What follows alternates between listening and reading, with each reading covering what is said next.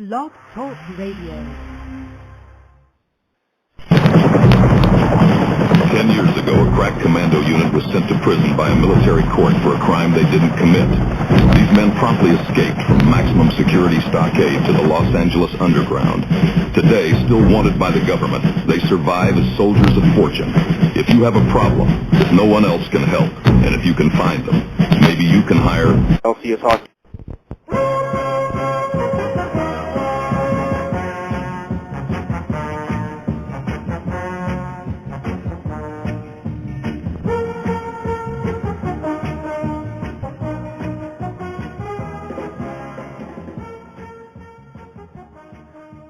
And we're off. It's the ABF BTL of Internet Radio. It's the LCS Hockey Radio Show, brought to you as always by Honest John Churchfield and by the #1 non-updated hockey site in all the land, LCSHockey.com. LCS, old school. All right, Mike Dell, here we go. It's been a while, but I brought the monologue back due to popular request, I suppose. All right, you ready? Here we go, Mike Dell. Taking a break from making movies, Hollywood couple Javier Bardem and Penelope Cruz left Spain late Monday night and have been spotted in Paris. And with this most recent trip, this leaves only Clay Aiken and Gary Busey as the only two people to not ever be inside Paris. Huh. Yeah, you see what I did there? Yeah, a little geography reference, but really you were talking about Paris Hilton. Yes. See? Right. See, you're a sharp tack there, Mike Dell. Sharp tack. Little misdirection. Yeah. Yeah, the old misdirection. All right, rumors are swirling that Ashton Kutcher has cheated on Demi Moore again. This time with a 21-year-old that kind of looks like Demi that he met at a bowling alley.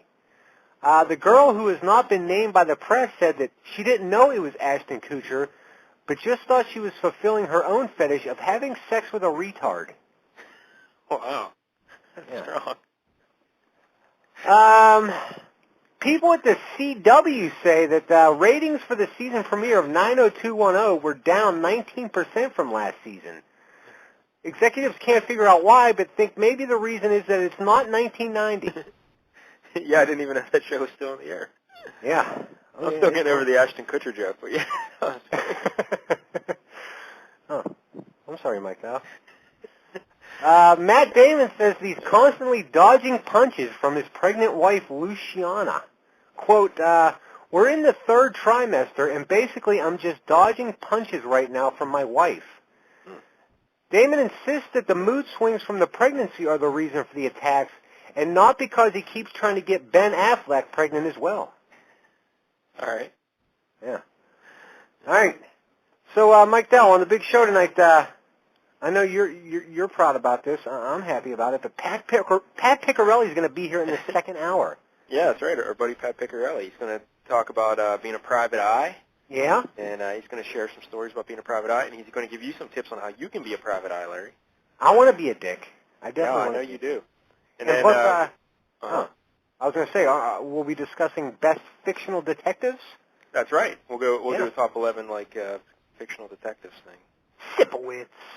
Well, no, not really. He's not going to be on it.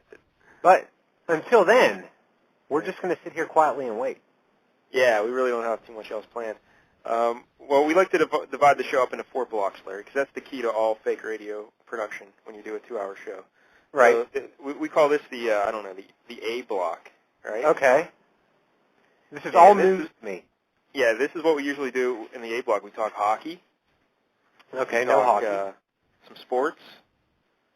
And masturbation. No.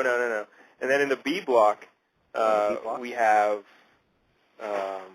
movies and TV usually, right? Uh-huh. Yeah, usually. And then in that second hour, we usually have a guest or cousin Brandon. Yeah, he's not really a guest. And then we would do conspiracies in that second hour as well sometimes. Yeah, well, usually in the B block we have the Ed, but he doesn't call anymore. No, I think the Ed's going to call tonight, actually. All right. Well, he's here. There you go. Hold on, Blog Talk. Ed! Yeah. Where the hell have you been? I was over at the grocery store a little bit ago. No. I'm talking like the last month. I haven't talked to you in like a month. Where the hell were you? You don't call me. You're supposed to call the show. You don't got my address, do you? I don't need it. You probably got to get it so you can call me. Huh? You know how to. You don't know what you're doing. Well, Ed, I don't think you need your address to call you, but that's beside the point. But thanks for calling tonight, Ed. We appreciate it. So you're not busy tonight? Yeah, I heard. Yeah, me and the baby out walking. We taking a walk right now. I'm walking with the baby. He got his cell phone and his car key, and I got my cell phone and my car key. I bought him a car. Why'd you buy the baby a car? Yeah. 1982 Chevy Chevette. It's yellow. Well, that was nice of you, Ed. I put him in his car seat, and I just sit him in there, and I turn the car on. He can't reach the pedals of the gear shift, so he can't move it. But the car be running, though, and I just sit him in there. Well, you'd think for the first car you'd maybe get him an automatic, but nah, you went right with the standard. Get that, that 6-year-old baby driving the stick already. Yeah, teaching him well. That's what he picked it up, man. It was $750. Holy hell, for an 82? Yeah. Wow. I got a deal, didn't I? No, you got rooked. Got me a steal. Yeah, he was. I believe if you read the current parenting magazines, I think they all pretty much recommend buying your baby his first car when he's 5 or 6. Yeah, he's kindergarten now. He'll be driving to school by 3rd grade, probably. Wow. He's going to be driving to school by 3rd grade? Yeah, he just shook his head, yeah. Oh, yeah, he grabbed his teacher's butt the other day. He got kindergarten teacher's butt. She's a big fat lady. She said, he said, woohoo. Yeah. Now, Ed, how do you feel about the football season? Started up last week. It was great, huh? Yeah, your Colts lost. Yeah, but I lost $1,100 on them. I ended up losing $4,000 last weekend. Holy hell. A lot of money. Yeah. I know it. Yep. That's what happens. No, well, when you got it, you flaunt it. All right. Did he tell us to hold on, Mike, though? No, I don't think so. Oh, I thought he said I said when you got it, you flaunt it. That's what I said. Oh, when you got it, you flaunt it. I see. Yeah. I guess. Now, Ed, what are you thinking of the fantasy football so far? I see Monkey Nuts is off and running at 1-0. How you liking the big league? I like it. I think it's interesting. I'm like, it's scary because you're like, Jesus Christ, man. I got a bad quarterback, though. That goddamn Mark Sanchez, man. Jesus Christ. But my defense, I got to be just like the Jets. Defense got to carry the day. That's right. Yeah, for the people who aren't aware of this, we're in a 32-team fantasy football league, which is ridiculous. And we draft 6 offensive players, 6 defensive players, a kicker, a punter, and a special teams unit. Next year we're going to make it 64 teams. Well, I don't think we're going to do that. That's kind of silly. But, Larry, wasn't your punter worth more than your quarterback last week? Yeah, my punter was worth 12 points. I think he was he was like the most valuable punter in the league last week, I believe. That's great. I got 10 points on my punter and 4 points on my quarterback. Yeah, I got 7 out of my quarterback and wasn't happy about it. But we told you this is going to be the craziest league in American history of the fantasy sports leagues of divisions of America. I love it. In the republic for which it stands, one nation. Yeah, that's our shadow. Oh, man. Hey, man, that ain't our boat. Don't touch that boat, man. Don't even know what that means. One nation under God. Hey, Ed, what did you think of the Detroit Lions that are getting screwed against Chicago with that Calvin Johnson? Jesus Christ, man. That's ridiculous, man. If you catch the ball in the end zone and your feet come down, touchdown. Why would you got to make a football move? That's stupid. That's the farthest you can go. Well, what the hell is a football move? What, shake your hips and kick your legs? I don't know. I don't understand it. That is stupid. That is so dumb. Yeah, it was ridiculous. If you catch the ball, you catch the ball. That's it. That's my favorite part of it though is that they're all just saying the company line, like, oh, by the official rules, it's a correct interpretation of the law. You know what? Jesus Christ. They're all covering their ass. It was a catch, should have been a touchdown. It's ridiculous. Well, do you have Calvin Johnson next year? No, I don't have Calvin Johnson. I wish I did have him in that league. But, I was at the sports book with the Ryan when that happened. Yeah, our buddy the Ryan came in the from game. Canada and visited the end. We thought Detroit Lions won a game. We were like, geez, all these Lions fans come out the woodwork. Yeah. I seen a guy with an Indomitian suit jersey on. Oh, nice. I said, Jesus Christ, you might as well get an Eric Hipple jersey. I don't know about that. I don't know if you want an Eric Hipple jersey necessarily. He had Matthew Stafford cufflinks on. Oh, what in the world is this? Yeah, I had Matthew Stafford as my one quarterback in the other league there, and that didn't work out so well. He was doing great until he got hurt. And up his toe, he's over. Yep. All right, yeah, so that's the football. Now, are you excited for this week? Any big games? Any games you got your eye on? Not pro. I'm betting college. I was doing good in college, man. Then the pros turned me upside down and give me a whipping. Yeah, that'll happen. So hey, listen. I'm in this hockey league too, man. 30-team hockey league. Yeah, we started a 30-team hockey league as well, and I was going to publicize it on the show, but we filled up just this morning. We filled it up. No spots left. Oh, so they can have my spot. That's right. Yeah, we'll have 6 divisions and 16 playoff teams. It's going to be great. I'm almost done with the schedule. Oh, look at the Ed. Yeah, the Ed's our official schedule maker for all these bizarre leagues we do. I'm good at schedules. Is that why the schedules are always messed up? Yeah, a little bit. I make work schedules for places I don't even work at, and I hand them in. Yeah. Well, just the other day, you did one for Kinko's, right? You went over and you handed it to the guys at Kinko's and said, hey. Yep. I asked them, I said, who all works here? And they gave me the list of the people who work there. I said, I'll make your schedule. Ain't no problem. Yeah, the Ed loves it. I get enough of it. Aunt Christina's off on a Tuesday and Friday. That's good. I am not looking... yeah. Guys, go ahead, Larry. I was going to say, I'm not looking forward to this 30-team hockey league. Oh, it's going to be great. Why? Yeah. I get Ovechkin. Yeah. I hope I get the first 2 picks. I'm taking Ovechkin and Conley. Maybe next week on the show we'll set the draft order and stuff. Oh, my God. Yeah, I got to set the division order. Yeah, that'll be great. Oh, hey, the Ed. That's not ours, buddy. That's not ours. We can't touch it. Yeah, don't touch that boat, little baby. Hey, the Ed. Touching somebody else's car is like touching somebody else's wiener, man. You just don't do it. Yes.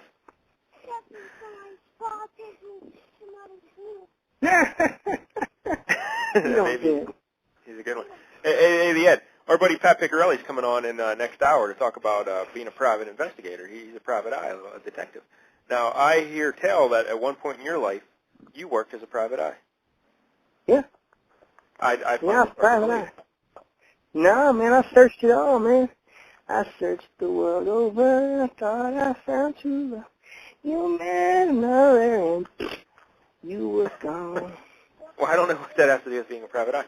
But how long ago was this? About 1983. Oh, 1983. Mm-hmm. And what I kind was of Miller P.I. Miller P.I. You'd have been about 30 years old. You figure, hey, I want to be a private eye now. I had to look one time. Like, I originated a show called Teeters. Oh, did you? Yeah, with Joey Greco, right? Is that the guy? That guy, yeah, he's part of the Geckos, like on Geico. No, I don't think they're related at all, actually. His family owned Geico. Yeah. So you started the idea, you would just follow around like people who think he thought their spouse was like cheating on them. You'd follow around. Oh yeah. I'd follow him around. But see, like a lot of time I would do this. I would say, listen, I would like say if a guy calls me, hey man, my wife is cheating. I said, don't worry about it, man. We'll find out about it. I would catch the wife in the act of it. So, listen to this. I have an idea where this is going, but all right. Yeah, me too. Well, I'd go up to the wife, say, listen, lady, your husband done paid me $500, you know, to catch you in the act. And I caught you. I got pictures and ice cream cones and everything. Well, and listen, ice cream cones. so you're busted unless, you know, you break me off with some cash or some loving. Some cash and some loving. Or sometimes, depends. You know, sometimes they have to give a lot of loving, or just a little bit of cash, a little bit of loving. You know, we'll make a deal. Uh-huh. So, you know, a lot of times the women, well, I'd say almost every time except for once, the women was, you know, down for what I said to do. And so that was good for me. Yeah. So I had relations with him. I told him. Relations. And so then when the husbands come back, I'll say, man, I didn't find out nothing, man. I think she loves you. Oh, so it's a win-win. Everyone's happy. Yeah, so he wasn't disappointed. She was happy because she could still do her thing. Uh-huh. And you but got she some got good to loving. see me. Yeah, she got to see me every, couple of weeks. Well, I can't imagine like, why you gave up this job. I mean, what happened? Why'd your career end as a private investigator? Crabs. Yeah, no. Well, one time there was a fella, guy named Robert Charles was his name. Robert Charles. And he hired me to follow his wife, Debbie. Debbie So, Charles. yeah, that was her name. Ain't her name no more, though. But that was her name back then. And so I went around and, man, this lady, Debbie, she was fooling around with like 3 different fellas. It was like a 2-month investigation. So I went around and I told her what happened.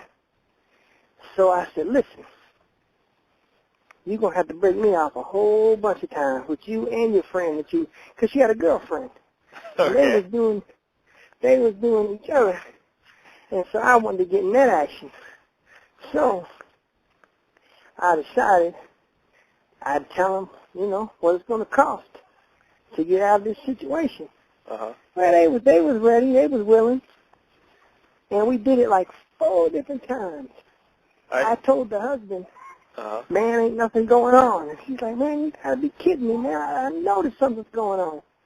Well, I still had about, there's waterfalls, man. And so one time, me and the 2 ladies, we went to the hotel. And we was doing our, our playtime stuff and all that. And you wouldn't believe this Robert Charles hired another private investigator. Yeah. And So you the guy got caught with picked the all lady. up. Yeah. I was like, man, ain't this calling a rabbit black? Exactly. That's exactly what it's like. Now, Ed, were you a licensed private investigator? What you mean? I had a driver's Yeah, license. you have to have a license to be a PI, usually. Oh, man, I'll make that. It ain't no problem. I get that down to swap meet if I need it. Oh, so you picked it up at the swap meet. No, I didn't have one Okay. for it, but... Yeah, you got the birth certificate for the baby. You could definitely get a PI Yeah, but see, license. this back... Well, yeah, this back in the 80s, man. I don't know. Oh. I can get a license to be a garbage man if I want. It don't matter. Well, Ed, you're always looking for employment. Have you ever thought about going back and being a private investigator? I can't stay up too late, man. I get tired. Yeah. So the hours... I mean, if I catch you messing around at 8 in the morning, yeah. Yeah, Man. I guess that is true. Yeah. 10 o'clock at night, it's over.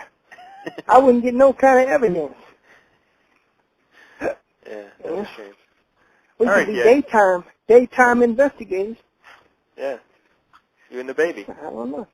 Like Yeah. Thirsty and Hutch. You want to be private eye, little baby? Huh? You want to be private eye? You don't? No. He shook his head no.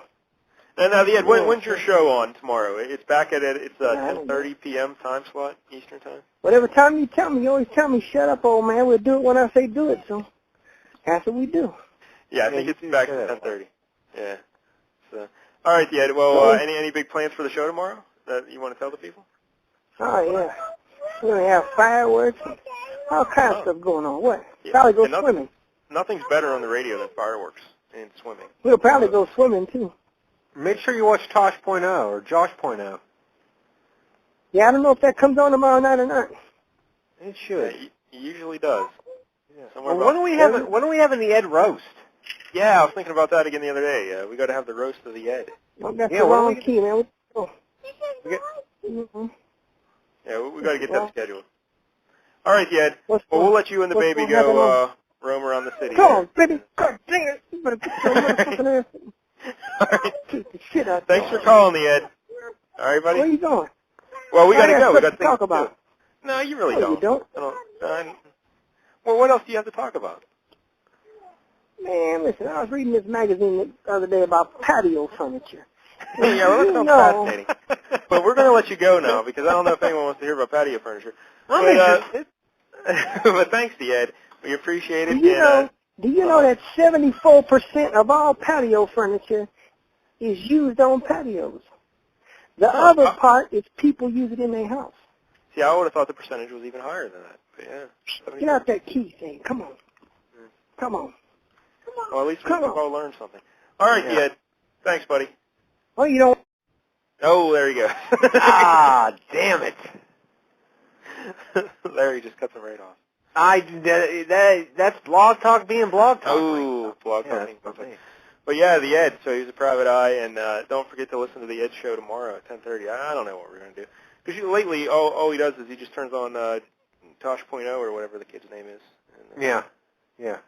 He calls him Josh, though. Yeah. So, I don't know. That'll be tomorrow night on the Ed show. Here's what I don't get, Mike Dow. We got nothing going on, and you're trying to get rid of the Ed. Well, we got stuff to do. I'm missing Big Brother for this goddamn show, and you're cutting the Ed off. Yeah, what about that, Larry? We had a little Big Brother segment we used to do, because Big Brother is my favorite show. Uh-huh. You want to have its babies, you love it. And yeah. Now tonight's the season finale. Yeah. And you haven't even mentioned it. Well, you know what it is? It's like I'm trying to put it in the back of my mind because I'm torn right now. I really want to watch the show, and if Pat Picciarelli wasn't coming on tonight, there ain't no way in hell I would be here right now. It really is. So Pat Picciarelli owes me money for being here, and you owe me money for being here. Yeah. Big Brother, you know it's the only thing I got in my life, and yet you take that away from me too. How do you feel? How do you feel that it's over now, and it won't be back until next summer? Oh, it sucks. Because now I got nothing going on in my life for the next 10 months. I got nothing. Just back to the bottle, Mike Dell. Just climb into that bottle and just wait it out. Yeah. Maybe you've got fantasy hockey coming up. Dude, don't even start. Anybody wants my spot, they're more than welcome to it. No. Hey, Larry, what about a couple movie reviews here real quick? All right. I saw the, what's that, Couples Retreat. I turned that on the other day. Good God. Jason Bateman, Vince Vaughn, and who's the other kid from Swingers? Jon Favreau. Yeah, Jon Favreau. And you know who directed that movie? Jon Favreau. Ralphie. Yeah, Ralphie. Christmas Story. Yeah. Right. And I don't know who wrote it, though, but whoever wrote it should be beaten severely. No good, huh? No good. Oh, that movie's terrible. The wife and I turned it on, we started watching it. We lasted about 15, 20 minutes, and we're like, all right, we got to stop this immediately.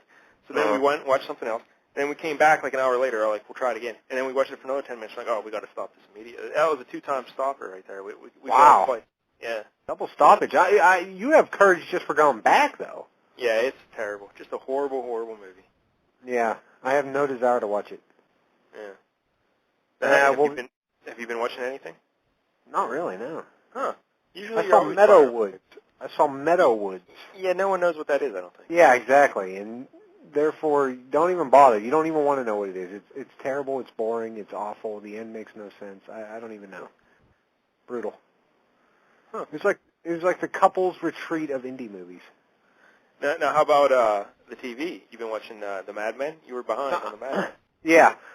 I watched last week's episode last night, and so I'm still one episode behind. I haven't seen, Sunday night's episode yet. But let me just say, Mike Dell, last Sunday's episode, the episode where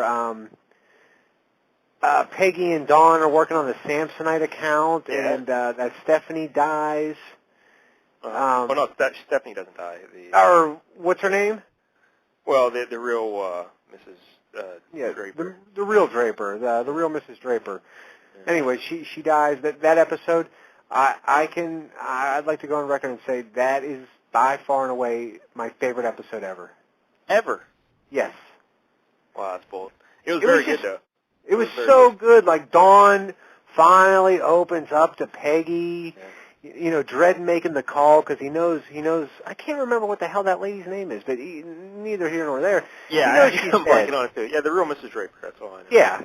He knows she's dead. He's trying to avoid it, so he just gets his drink on all night, and he kind of just forces Peggy to stay, guilts her into staying to work on this Samsonite account. But truth be told, he just didn't want to be alone, is what it was. And so, he kind of uses work as a front to get her to stay, and he gets tanked, and then he actually starts to open up. Like he actually like becomes human for a while. He's not just robotic work mode Don Draper. He actually shows like his human side. He starts talking about his past, his family, being in the war a little bit, and I don't know, man. I really enjoyed that episode. And then at the end when Peggy says to him, like, how long are you going to be like this? Like the drunken mess that he was. It's just so good. Last week's episode was so good. 10 out of 10, no doubt. And then, of course, the closing line there, she's leaving his office, and she says, open or close, talking with the door. And he says open. Yeah. But I think I would have preferred him to say close. Huh. Yeah. Yeah. Because he's an enigma, Yeah. Now, it's a little too obvious to say open and leave the door open, and the symbolism. It's a little too, heavy-handed. I'd say close. Keep him guessing, Now, what do you He may think be open to Peggy. He may be open to Peggy, but he's closed to everybody else. See, you know what my favorite line of that episode was? Draper's news secretary, the old bag. Yeah. Yeah, when she's talking about the Ollie and Sonny Liston fight, and she said, if I want to see two Negroes fight, I just throw $1 out my window. That's awesome. They really hammer in their racism there for the '60s. They don't mince on it. They confront it head on. And she's old school, so yeah, she's even more. Of course, we also later in the episode we learned that she was a Hellcat. Yeah, apparently, and we also learned that Cooper doesn't have Cooper balls. has no balls. Yeah, what the hell's that all about? Yeah, that came out of nowhere. I wonder how that guy felt. The guy playing the part. Oh, by the way, this week we learned you don't have testicles. Yeah, we're gonna write it in that all of a sudden you're testicle free. Yeah, unlike Tina Fey. Hey now. Yeah, but, so you haven't seen this past episode yet. I started watching it last night after that one. I have them on the DVR, but I fell asleep. So I got about 15 minutes in, and I saw that that new guy, whatever the hell his name is, the cure for the common cold guy. Yeah. He starts giving Joan the business a little bit, starts sassing her in the office, and she goes home crying and that sort of thing. And well, really, the guy assassin her was the art guy. Oh, that wasn't him? Well, no. Oh, okay. The cure for the common cold. He's the little fellow, the balding fellow. But I was heavy-eyed at that point. Yeah. But also Draper's like attempting to get on the wagon, and he's trying so hard. I could see like everybody was drinking in the office, and then he takes a little sip, and that's about where I fell asleep. So I got to catch up on that. Yeah. Draper's rebounding. He's climbing himself out of the hole. He's coming back. And you know what else I liked about last week's episode? Not to harp on it. There was no Betty. There was no Sally. I love the fact that there's no family. I hate the family aspect of Don Draper. Well, this past episode, Betty does come back a bit there, and yeah, I saw her. They bump into each other while he's having dinner with some broad. Yeah, but there's a scene with that broad in the back of a cab. Holy hell! But yeah. But speaking of the January Jones, she's playing Emma Frost, the White Queen, in the new X-Men movie coming out. I did hear that. Yeah. She's also dating that douchebag from Saturday Night Live. What? Jason Sudeikis. Really? Is that his name? Yeah. The guy. I think he's in John Bovey. You know what I'm talking about, John Bovey. I think he's one of those guys. Yeah. Seems about right. But you think she would have no connection to Saturday Night Live at all now, Well, I mean, she was great on there, so why not try to It's a little painful. But, yeah. Madman. Oh, good Lord. Yeah, you love that. You love that theme song. So does the wife. Your wife loves that, so I do it for her. But, Mad Men's been great. They had the one blip in the road there, that one episode that I didn't enjoy, but the last 2 or 3 have been solid. So. Yeah. I'll probably end up watching... I'll watch, this past episode sometime this weekend. Hey, and I think my other favorite show, Bored to Death, is coming back on HBO in about a week. Ooh, good lord. Yeah. Who canceled? I love it. Yeah. Keep that in mind. All right, Larry, any other TV or movie news? No. All right, fair enough. Let's just go to the conspiracy, Larry. Ay. All right,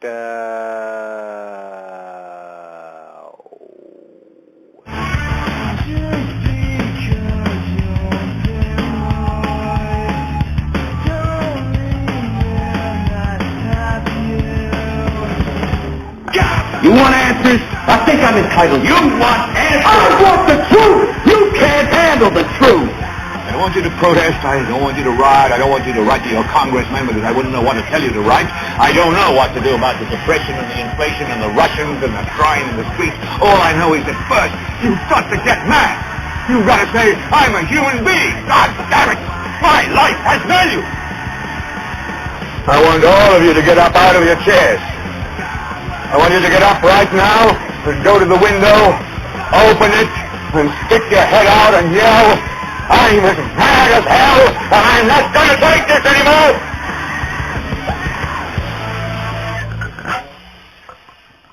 Yeah, now before we get into the big conspiracy segment, I want to go and do some little news stories that slip through the cracks. You know? Oh, the news of the weird again? No, not of the weird, just sometimes stories don't get the attention they deserve, so here we'll talk about it. I got one about the Pentagon I need to talk about. All right. People heard these. Now, this first story, it originally broke back at the end of July, but it's just now starting to get a little more traction. And John Cook reported it for Yahoo News back on September 3rd. But you know who likes the child porn, Larry? Apparently, Department of Defense employees. Really? Because I like it too. No, you don't. Don't even say that, Larry. But the Pentagon revealed more than 250 Department of Defense employees and contractors were found to be purchasing child pornography on government computers using credit cards and PayPal accounts. Oh, God. Yeah, so that's a special kind of pervert there when they do it at work with their own PayPal account and credit cards. So, Well, at least they're not running the country or anything. no, of course not. Yeah. The Pentagon's Defense Criminal Investigative Service found those who appeared to be purchasing child porn included staffers for the Secretary of Defense, contractors for the National Security Agency, and workers in the Defense Advanced Research Projects Agency. So that's kind of important, people. Yeah. Yeah, here's the kicker, though. The Pentagon only investigated 52 of the 264 identified suspects and only brought criminal charges against 10 individuals. Wow. Yeah. So they're not really busted up about the child porn thing going on at the Pentagon. Apparently not. And if you're one of those 10 people, you're like, what the fuck? Everybody's doing it, and you single me out. Exactly. One national security officer possessed 8,400 pictures and 200 films on his computer. He was convicted to 5 years in prison. So they got one guy. And then another fella with the security clearance from the National Security Agency, he just skipped the country and he fled to Libya. Wow. He used to work, at the Pentagon, the Department of Defense. I can't get a loan, and this guy's got security clearance. 76 of the suspected individuals had security clearances above secret, while 9 of the suspects had top secret sensitive compartmentalization information clearance, which means they had access to the nation's most sensitive secrets. Oh, my God. So that's 7 of the highest of the high. And they're busted for child porn. I just don't get the whole kiddie porn. I don't understand it. I don't know. What is the fascination there? Well, here's the thing, though. The higher up into politics and whatnot, they love the child porn. It doesn't make any sense. They love it. But when you see all these kids that go around the country and, on milk cartons and stuff that disappear, well, what do you think happens to them? Like, they get taken in and they become little child prostitutes. So the rich and the wealthy. Yeah. Huh. Yeah. I don't know, man. I don't even want to talk about kiddie porn. What else you got? But that's the Pentagon hard at work for you. I'm always trying to bring porn up on here, and you're always like, no. And then all of a sudden, like, kiddie porn, yeah. Let's 52 of 264, that's it. That's all they investigated. They're like, the other guys, don't worry about it. Yeah, you guys are all right. What the hell? So, I don't know. Only a couple films on your computer. You're okay. Yeah, but it's one of those stories you just don't hear on the mainstream news too much. I don't think CNN's doing an expose on that one, but Well, I hope not. yeah, they probably should.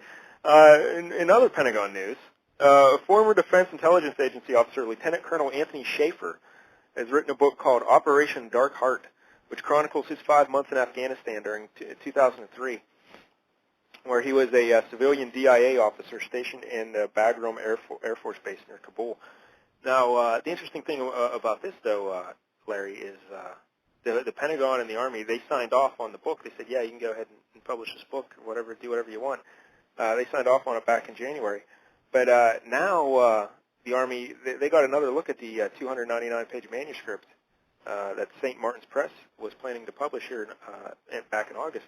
And they're like, whoa, hold on a second. Not so fast, my friend. We don't want you publishing this book. And St. Martin's Press is like, hey, too late. You already said we could do it.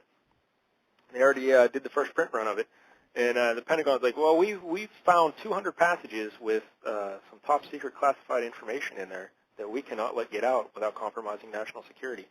So the Pentagon has purchased all 10,000 copies of the book and is planning to destroy them. So, Wow, at least somebody bought them. yeah. So now this guy's going to be like a best-selling author because Pentagon.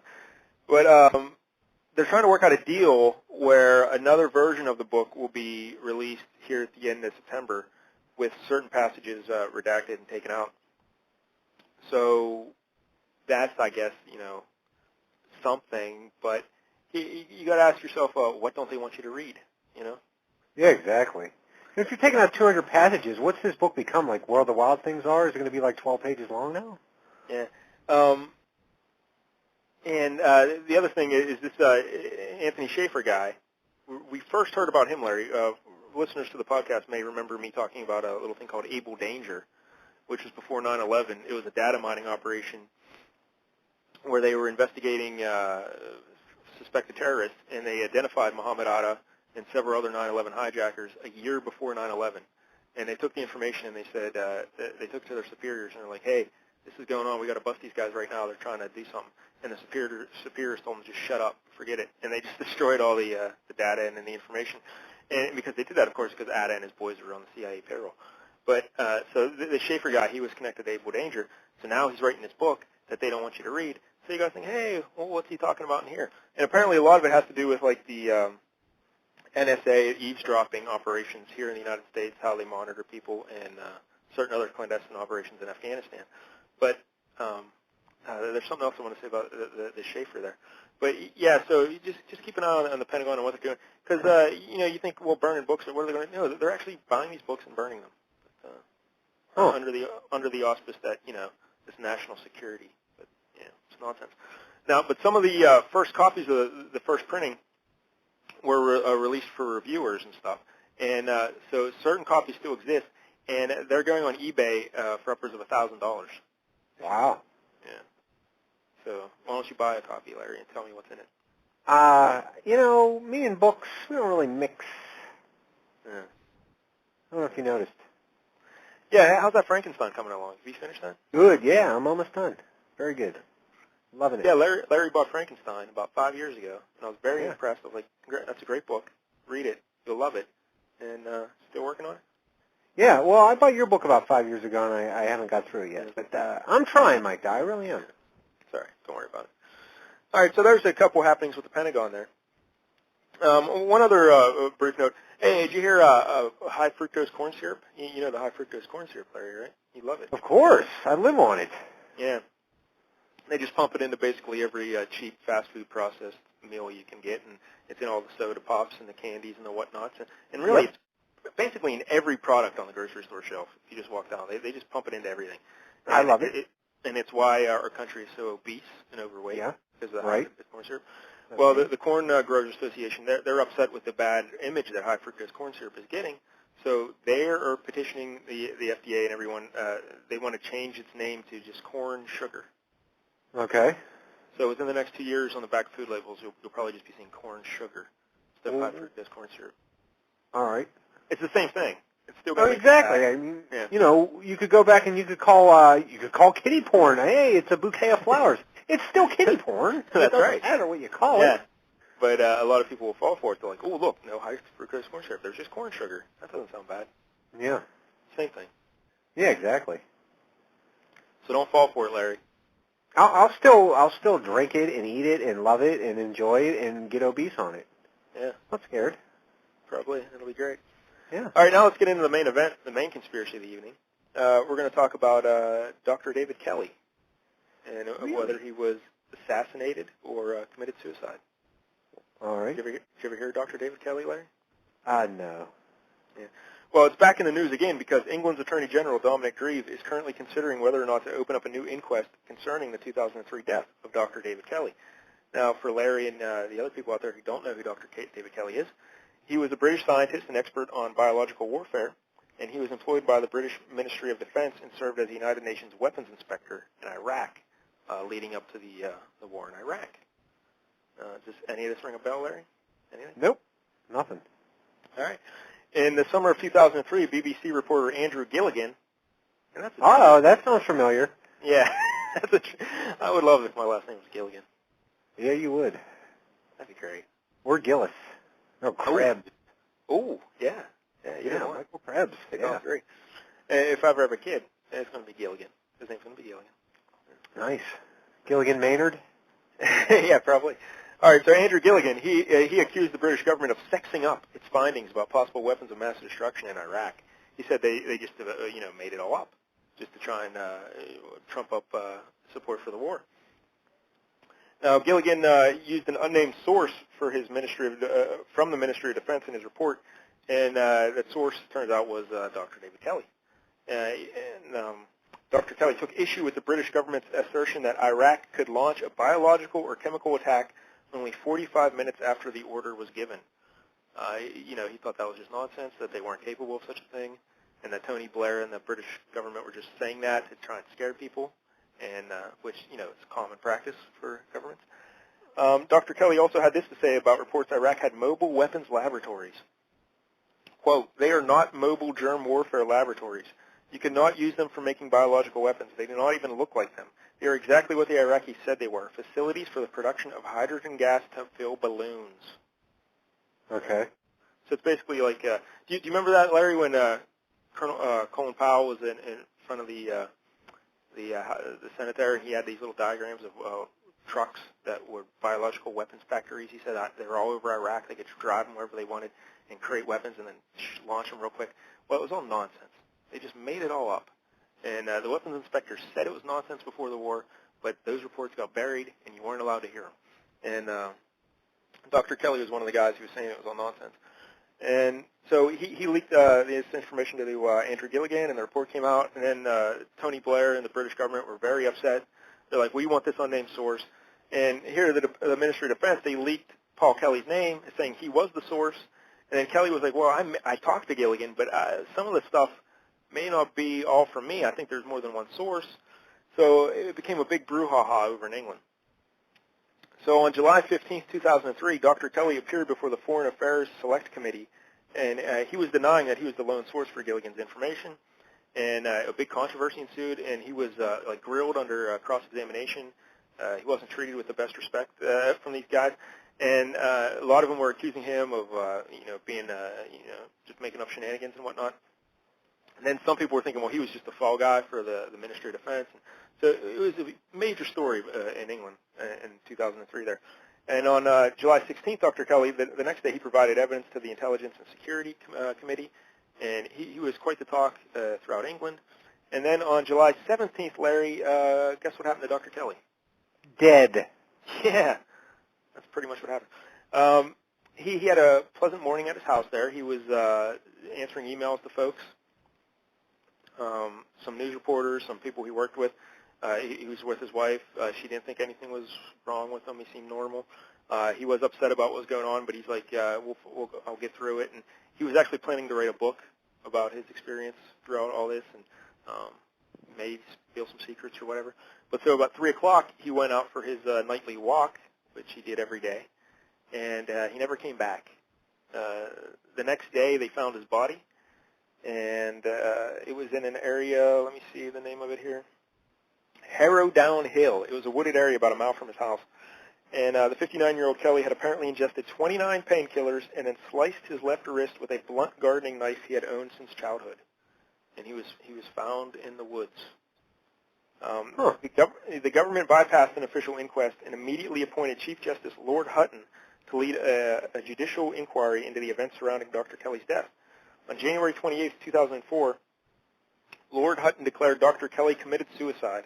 The official cause of death was loss of blood due to the sliced ulnar artery in the left wrist. So that's the official story, Larry. Of course, Lord Hutton, being the great guy he is, he also ordered that all files relating to the postmortem, including photos of the body, would be sealed and remain secret for 70 years. Now, does that raise any red flags for you, Larry? A little bit, yeah. Yeah, they did the same thing after the Kennedy assassination. Yeah, exactly. That's what whenever anything happens like that, they're like, oh, we got to seal these records for 40, 50 years. When is the Kennedy release? Is that 2030 or something like that? Yeah, they had one not too long ago, and I think they pushed it back again then. So, yeah, there's still stuff that they can't release. But, yeah, so whenever they tell you they're going to keep stuff secret for 70 years, there's a reason why. Right? Yeah. So just worry about that. All right, so but what were some of the anomalies in the David Kelly's death? Well, only the ulnar artery was cut in Kelly's left wrist, and it was sliced across, not lengthwise. So this wound really wouldn't bleed enough to cause death, especially in a person who was left out in the cold all night. It would kind of just seal up on its own and quit bleeding. And the first person to discover the body are on record as saying there was very little blood at the scene. Paramedics David Bartlett and Vanessa Hunt agreed, saying they couldn't even realize his wrist was cut at first. There were only a few drops of blood on the grass and a small stain on Dr. Kelly's pants. They said they've seen more blood from a nosebleed. Yet this is a guy who apparently bled to death because of a cut in his left wrist. The body holds about 10 pints of blood, Larry, and you need to lose like about 5 pints before it gets to be fatal. So that's a whole lot of blood, and it's not something that you could miss if you're going to see the guy. Yet Dr. Kelly's body still retained enough blood to show signs of livor mortis, which is when the blood settles into the body and turns the surrounding tissue purplish red. This is how they can tell that he died on his back, because his back was, red, the blood settled in there. But the volunteer search party who found the body, when they first found him, he was propped up against the tree, sitting up. So then they encountered 3 men in black suits who identified themselves as detectives.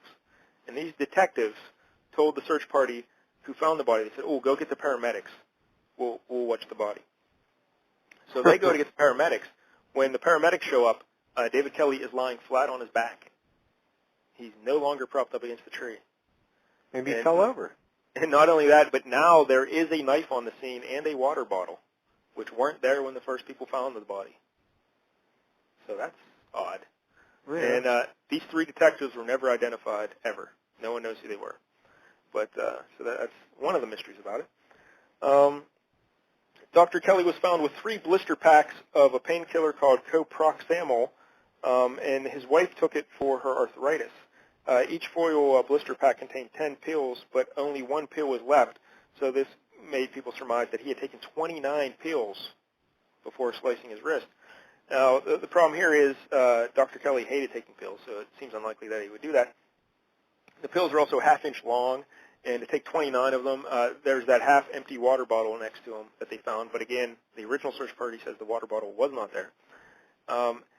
Yet later tests on the body would indicate that only 1/5 of 1 pill was found in Dr. Kelly's stomach, while toxicology reports indicated he had less than 1/3 the fatal dose in his bloodstream. And those readings are only intensified when taken after death because it pools in the blood. So it's more than likely that he had far less than that in his bloodstream. So any idea that he took these pills to kind of kill himself, that doesn't work out either. Also, there were no fingerprints found on the knife. Oh, that's unusual. That's hard to do. Yeah. Yeah, in a suicide, usually you don't wipe off the fingerprints of the knife. Also, he was left-handed, yet he sliced his left wrist. There were no traces of blood on his right hand. So, if you're cutting your left wrist, you think probably get some blood on your right hand. And once again, the first people to find the body reported no knife or water bottle on the scene. Pathologists later used body temperature measurements to determine Dr. Kelly would have been alive at 1:15 a.m. At 2:30 a.m., helicopters equipped with heat-seeking equipment flew over the exact spot where Dr. Kelly's body was later found and registered nothing. And had he died within an hour there, they would have really picked up some sort of heat from his dead body there. So this leads to people to think, well, he died somewhere else, and he was dropped off there, and his body was found at about 8:30 in that following morning. So, and that would tie in with, the blood collecting in his back and being found propped up against the tree. Also, they say there were scratches and stuff on his arms and to indicate that there's a struggle. Also, here's another odd incident. Before the official inquiry, there was a break-in at the offices of Dr. Kelly's dentist. All that was taken were Kelly's dental records. After the body had been identified by DNA testing at the police laboratories, the dental records reappeared. Huh. That's unusual. Yeah. So it's just a lot of bizarre things about surrounding Dr. Kelly's death, and a lot of doctors have gone on a record saying that they want an official inquiry done, and so hopefully this Attorney General there in England, or Buddy Grieve, he'll reopen it and do another inquest. You should be hearing something within the next week about it, but I want to hold my breath. I think it's just going to get pushed aside, brushed off, but yeah. And the theory is that Dr. Kelly, he was going to write a book about his time working in term warfare for the British government, and he was going to expose a lot of stuff, and that he basically was a guy who knew too much, and he had to be taken out. And so there you go. Dr. David Kelly. Look at that. What do you think, Larry? It's, it's bizarre, as is, most of the conspiracies you come up with. There's always goofiness behind it and that sort of thing, but I don't know. I really don't know. I don't know any of this. Like I've said many a times, I try to stay out of that kind of stuff myself. I stick with my footballs and my beer, and, that's it. You would be amazed how many people commit suicide for no apparent reason related to government stuff, It's just quite shocking. And also, David Kelly, he's a microbiologist and whatnot, and coincidentally, over the past decade, more than 100 microbiologists have died under suspicious circumstances. So that seems bizarre. They're starting to weed them out. Yeah, seems that way. That's the big theory that they're whacking them for the whole swine flu stuff, so they wouldn't spill the beans. Oh yeah, the swine flu. I forgot about swine flu. That's not crock. Yeah, just to get people to take vaccines. That's all that was. Yeah. If you think I'm getting vaccinated with your fucking stuff, you're crazy. That's right. Ain't no way. So yeah, keep an eye on the news for stuff about Dr. David Kelly. Like I said, in the next week, you might be hearing something about whether there's going to be another inquest or not. But like I said, I want to hold my breath. I think they'll just sweep it under the rug, and people will be none the wiser. What about Detective John Kelly? Is he going to be on your list? No, is that NYPD Blue? Yeah. Is that Caruso? That is. Yeah. No, see, the list for great fictional detectives, I went mostly literary, from books. Come on, Mike Dell. Nobody's reading. Nobody reads. Nobody reads.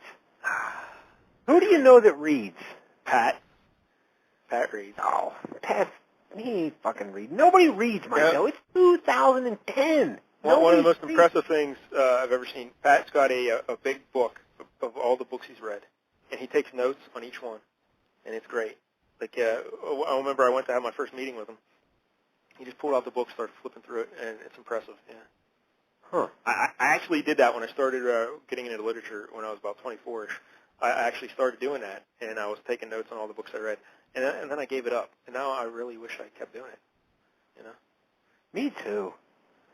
So I was like, maybe I'll start now. Maybe I'll start now, and one day I'll have a big book like Pat there. But then it's like, well, but I've already missed hundreds and hundreds and hundreds of books, so what's the point? I'm never going to get back. I should start keeping a journal of my books. Yeah, that'd be great. Yeah.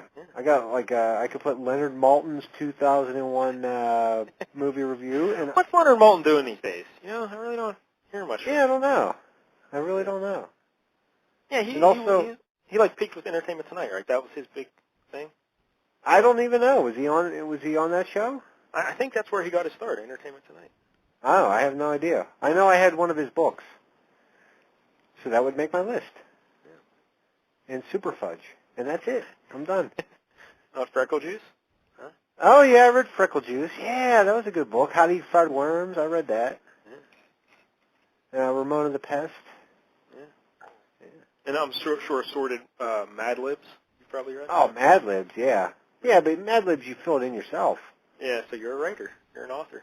A little bit. Yeah, look at you. Where the hell's my agent? Yeah, I don't know. Where's my book deals? That's what I want to know. Yeah. Should. Huh. I got to get on Pat about this. Yeah. He's never tried to sign me or anything. And B, he's never found Rachel Lee Cook. Pat's dead to me. And C, apparently he's never friended you on this Facebook. Yeah, you know what? I'm going to look now. Yeah. I'm going to see. Facebook was down earlier, so I don't know if it's up or not. Oh, speaking of the Facebook, Mm-hmm. I'm on Twitter, Larry. Yeah? What's that have to do with Facebook? Well, it's the same thing. Oh, it's the same thing. But yeah, I got to tell the people, if you want to follow me on the Twitters, I haven't really started doing anything with it, but it's just Michael Paul Dell. Ah, Michael Paul Dell, because I remember several weeks ago, it was all secrecy. It was I wasn't saying anything before I got. I'll let everybody know at a later time what my special Twitter name is, and it's just your name, Michael Paul Dell. Because we've gone over this before, but when I write hockey, I write it under Michael Menser-Dell because Menser is my wife's last name. You know. Yeah, you took your wife's name. Yeah, very manly. So when I write the fiction, I write under Michael Paul Dell because Paul is my girlfriend's last name. And that's the way I keep them both happy. When are you going to take the name of Michael Larry Dell? Hopefully never. Come on, in tribute to me. What if I'm dead? Okay. What if I'm dead? Would you honor me that way? Sure. Oh. Michael Larry Dell. Yeah. That has a nice ring to it. That'd be great. Yeah, so follow me on the Twitter. Now, I haven't been tweeting at all. The only thing I use Twitter for is just basically to make fun of our buddy Sean Leahy. Whenever he posts something nonsensical, I usually rip him on about it. That's about it. Yeah, I threw a shot at Cousin Brandon tonight on the Twitter. I never use that thing, but this is like the first time in months I actually even checked it. I don't even check it anymore. Yeah, it's kind of, you know who Twitters a lot is the Ocho Cinco. Holy hell. Oh, yeah? Do you follow him? Yeah, he's one of the people I follow is the Ocho Cinco, but I might have to stop because he's just Twittering way too much for me. Huh. He Twitters about everything. I see that what's her name? Blaster Girl. I see she was tweeting out about that Doug Benson. Isn't that that movie? That's Ben Lyons. Who's Doug Benson?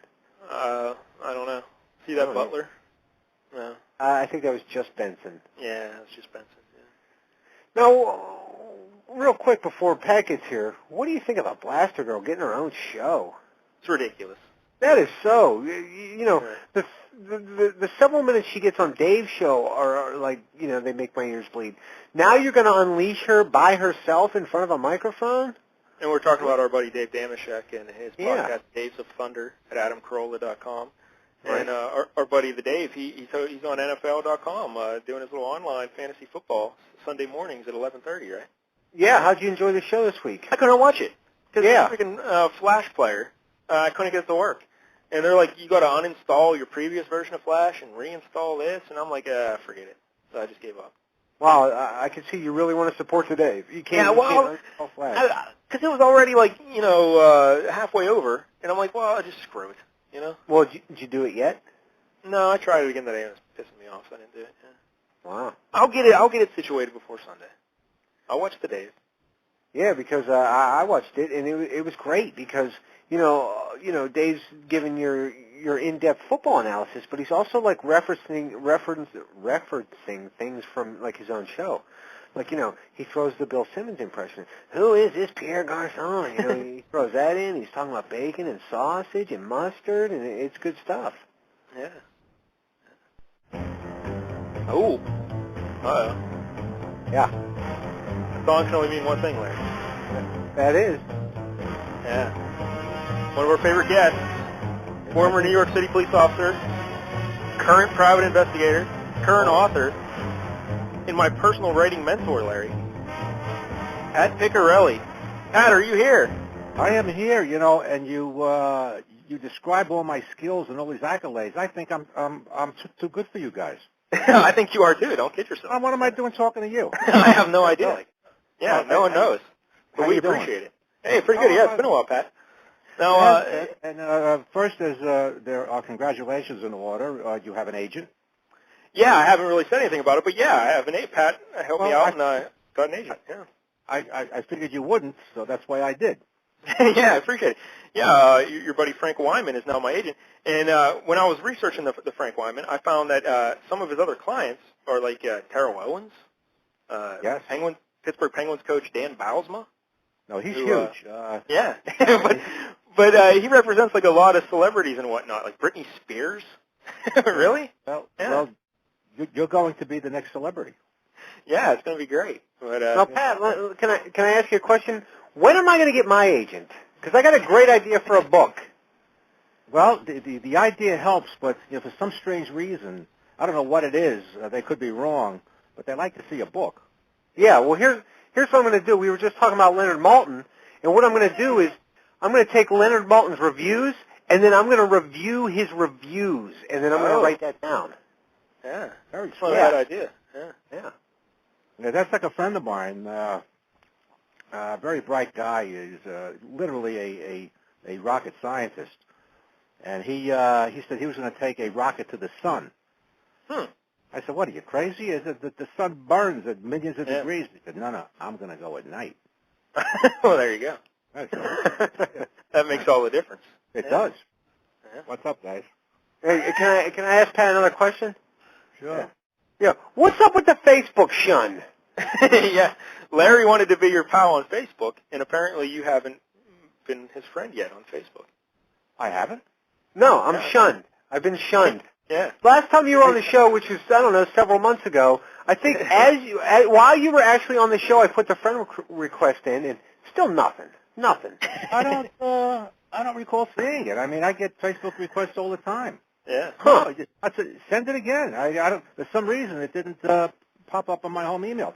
I apologize. Oh, why am I apologizing? I never got it. Yeah, exactly. You're too good for me anyways. Yeah. Well, I could lower myself. Yeah, that's true. I could do that. All right. No, really, Larry, send it again. I don't know what the hell happened. Yeah, I don't even know if I'm your friend on this Facebook yet, Pat. But if anyone else out there wants to be friends with Pat on Facebook, just look for Pat. Can always use a friend. Yeah.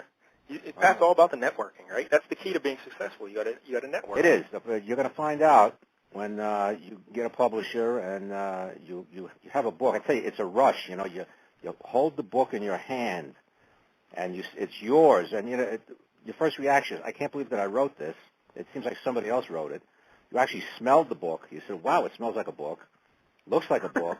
You're so enthusiastic and you're happy and the best day of your life, and then all of a sudden you crash and burn because you say, "My God, I got to sell this thing now." Yeah, you got to sell it. That's the tough part. You got to go out there and you have to market your product. It's what it is. It's a product. Well, one of my favorite writers is Dorothy Parker and her buddy Robert Benchley, who is a fine writer in his own right.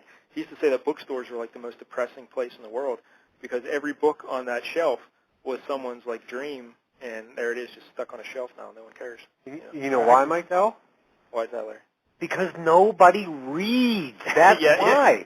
Yeah, Larry doesn't think anyone. Larry, you're absolutely right. I mean, bookstores are closing left and right. Who reads? And you're absolutely right. You go in a bookstore, you go to a Barnes and Noble, and there's 100,000 copies of various books there. And of course, you aren't out front because you don't have the juice. You're in the back somewhere. Your spine is facing out. There's 2 copies of your book in this massive sea of books, and your career is now launched. Bookstores, for writers particularly, can be very depressing places. Yeah. Hey, Pat, we got these iPads in our program there at Seton Hill.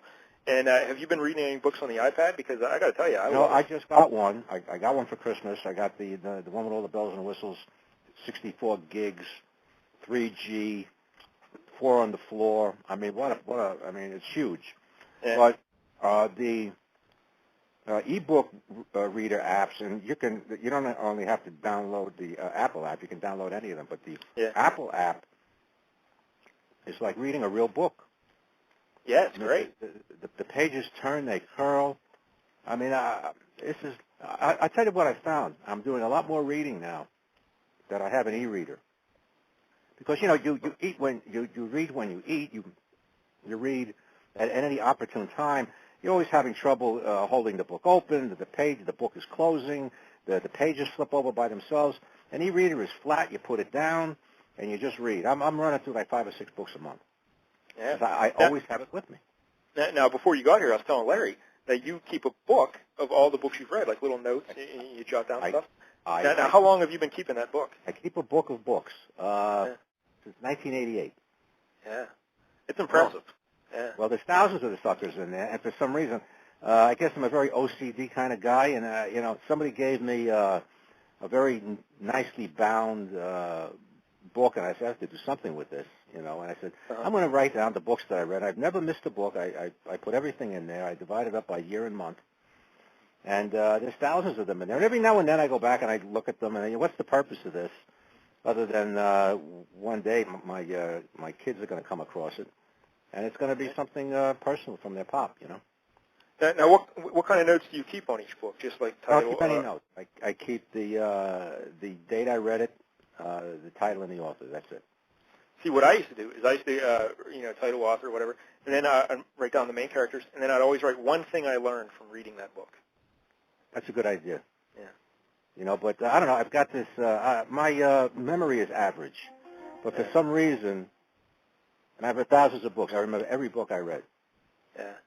Somebody can say, "Did you ever read?" And while I might not recall the entire plot or any of the plot, I recall the title, books I read in the 70s. So I say, yeah, I read that. I don't know why or how I do it. I don't consciously try to recall them, but I would never say, gee, did I read that book in that series? I just know. Yeah.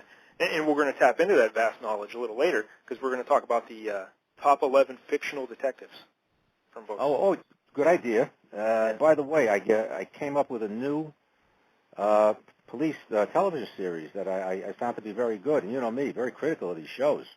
No, not that the new Hawaii Five-0, is it? Oh, no, well, yeah, right. I can't wait to get into that. The Shield. Have you ever seen it? Oh, with the commish, right? Isn't that Michael Chiklis. Michael Chiklis, yeah. But somebody told me it's a fantastic show. Obviously, how close can it be to real police drama? But fantastic stories, great characters. The cops aren't good or bad. The bad guys aren't bad or good. I mean, it adheres to real life, or it mirrors real life in that aspect. But the writers on that show are just fantastic. The plots they come up with are unbelievable. And I find out that the show ran 7 seasons, so I now have 112 episodes to go through. Yeah, it's off now, right? It's done. Oh, it's been off since 2007. Oh, but 112 one-hour episodes. That's a significant portion of my time. I mean, I don't do it in the absence of anything else, but I guess I'm going through about 8 shows a week, so it's going to take me a while. Yeah, Larry, did you ever watch The Shield? I never watched it. No, I never did. I always thought that that guy was trying too hard to be Sipowicz. Yeah, Larry. Well, you don't know until you watch it, because I had the same feeling, but he out Sipowitz's Sipowicz. Oh, take that, Larry. Sipowicz, for the uninitiated, was a character on NYPD Blue who was a bit out there. He very idiosyncratic. He had his own attitude. He was a drinker and everything. But he looks like Mother Teresa compared to this guy. All right, Pat. Well, thanks for stopping by tonight. Larry loves Sipowicz. You can't speak. I'm not saying that he's a bad character. He's a wonderful character. In fact, he probably was the glue that held that show together. But I'm just talking about the scope of the character. His name is Vic Mackey. No one.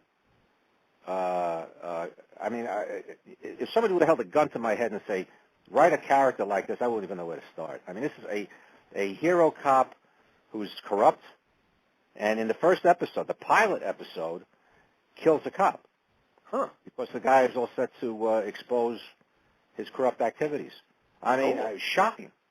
Yeah. But you can't dislike the guy because he's a good cop. You have to watch it. It's very difficult to explain, other than he's not all good and he isn't all bad, but he actually murders a police officer and gets away. So he's kind of like Tony Soprano with a badge? I don't see very much good in Tony Soprano, except when it comes to his family. This guy is a good cop. All right. He does a job, but he wants a little extra income on the side, and he gets so involved in corruption and shaking down drug dealers, and it just takes over his life. He's a tragic figure, is what he is. And I understand that the series ends. It just doesn't fade away. There's something happens to this character. I don't want to know what it is. Anybody who's listening to the show sends me an email and tells me I'm going to be gunning for him. Because I've already sat through about 24 of these, I think, or something like that. And it got me hooked. It's a great show. I highly recommend it if it belongs to Netflix. I just joined Netflix, so I will look into The Shield. Now, let me ask you this. Just based on your limited viewing of The Shield, is it better than The Wire? Which one should I watch first? I would watch The Wire first because it's real. The Shield is just great writing. With great plots. Could it happen in real life? Maybe once or twice in a career, not every week. But it works. And the show is an entire 7-season arc. You got to watch the show from beginning to end, otherwise you don't know what's going on. Fair enough. I'm into it now. Many episodes, and they're still referring to things that happened in the pilot episode. Yeah, go ahead. They got to have numerous writers on it. They have to have brainstorming sessions just to figure this stuff out. Yeah. It's fascinating. You know, we are writers. That's what we do. And when you see something like this, it makes you proud to be a writer. Because these actors must say, without these writers, Michael Chiklis wouldn't have won an Emmy. Granted, he's a good actor, but to put himself in these situations and change character like he does, it's you have to give credit to the writers. Yeah, I still have to catch up on The Wire. I still haven't watched any of that, really. And there's 2 other cop shows coming out, I think, this season. One with Tom Selleck, Blue Blood. Did you see that one? Yeah, I'm a big Tom Selleck fan. I'm not saying that his shows are great. I just like him. He's just my type of guy. He's a very good actor. He's underrated. There was a series of television movies by the books were written by Robert B. Parker, the guy that did Spencer. Yeah. His character was Jesse Stone. He was a police chief in a small town. Yeah, my father's just been watching those. He got them on DVD or something. He's a big fan of it. Somebody gave me 3 of them for Christmas or my birthday, whatever. I haven't gotten around to them. I think there's been 7. I've seen about 2 or 3. Very well done, very understated. There's not a lot of action in it. It's dialogue and character. And Tom Selleck pulls it off very well. Just does a great job. So I'm gonna watch that show and see how. Well, I think this Blue Blood thing. I think it has something to do with the secret society as well. So. I'm looking forward to it. Let's see how the writers do. Because without the writers, we all know that the world as we know it will fall apart. And there's also one coming out about Detroit, right? A cop show based in Detroit. Yeah. Well, I can't remember what 3 months ago, I was hired to do. I was supposed to collaborate with the Detroit chief of police. Did I tell you this? Yes. Yeah. We're back and forth, and the guy winds up getting a reality series on A&E. Going to start, I believe, next month. And talking about reality, the guy couldn't squeeze me in to discuss this book. They're shooting. He's working 10, 12 hours a day being a police commissioner. And I said, look, I need 4 days of your time. That's it. Can you manage to give me 4 days, and I'll trail along and ask questions. Then I can write the book, and if I have any questions, I will call you. So, well, I can't guarantee I will return your calls. And I'm thinking, well, this isn't going to be much of a book. You know, if we can't cooperate here. So I had to walk away from it. The guy wanted to do it, but he just didn't have the time to do it. Well, here's an idea. I think Larry has 4 days of time. You could follow Larry around. There you go. Have you ever been to Detroit? No. Yeah. Well, you can take a next vacation. They're very exotic. Climate's great. Wonderful beachfront property. Well, wouldn't you like to just come to my house and watch me play Trivial Pursuit and Family Feud? That's exciting. That sort of thing. That's a book. That's a book right there. Well, I tell you, I had friends in Detroit who used to call it Destroyed. Yeah. Oh, it isn't exactly God, but although the reason they're doing this A&E reality series about this guy is because he was in the process of turning the city around. as far as crime goes. The crime rate is actually lowered by a significant percentage. He's doing a great job. Of course, recently, I just read in the paper he's involved in his own sex scandal. I guess everybody has to get involved in one of those. Yeah, I mean, come on. Who doesn't have a sex scandal, really? Not me. I go to church every day. I don't get involved in that stuff. Of course not. But I think there's also a fictional TV show this season about Detroit, though, as well. There is. Yeah, with Michael Imperioli. Yeah, the guy was on The Sopranos. Okay, Yeah. He plays a cop as a character or a change of character. Yeah. So, I don't watch much TV. The Shield thing is my second television series. Since The Wire, which I got all at once too. I watched 60 of those in a row. You know. And I'm telling you, what Mad Men? You got to watch the Mad Men. Never saw it. Oh, great. I heard it's great. It is. But all right, the reason we're here tonight, though, we want to talk Private Eyes, and because we got the little brochure in the mail a couple weeks back from the community college. And the wife and I always flip through and look through classes and whatnot. And sure enough, there you are. You're teaching a class on how to be your own detective. Well, it's called how to be your own PI. Oh yeah, PI. And what I do is I teach it 3 times a year. It's 2 3-hour sessions, and I teach people how to do their own private investigation work, so they don't have to go out and hire a PI, which can run anywhere from $50 on the low end to $250 an hour on the high end. You know, I mean, anywhere in between, depending on where you live. And what I get in these classes, I've taught the class now probably about, 20 times at least. What I get is about 50 very pissed off women. Yeah. They're very angry. You know, they're all there obviously for one purpose, because their significant other is doing something bad, and they want to get the goods on them. So naively, when I first started teaching this, I would walk into the class, and I've been in this business a very long time, and you talk 6 hours on a subject. I can talk 60 hours on a subject and not even crack the surface. I've been doing this most of my adult life. So I used to ask, tell me why you're here, and so I can gear the next 6 hours to what you're here for. And of course, no one raises their hands. You get one brave soul in the back and say, it always starts off, well, I have a friend. That's right. It's never them. So I decided a couple of semesters ago, I hand out index cards. And I tell them, don't write your name on them. Just tell me why you're here. And the hate and betrayal and the venom that spews out on these cards, My husband, the son of a bitch. I've come to realize that there's a lot of men out there that have the same name. Son of a bitch. They almost be related somehow, So anyway, yes, I do teach the course. Yeah.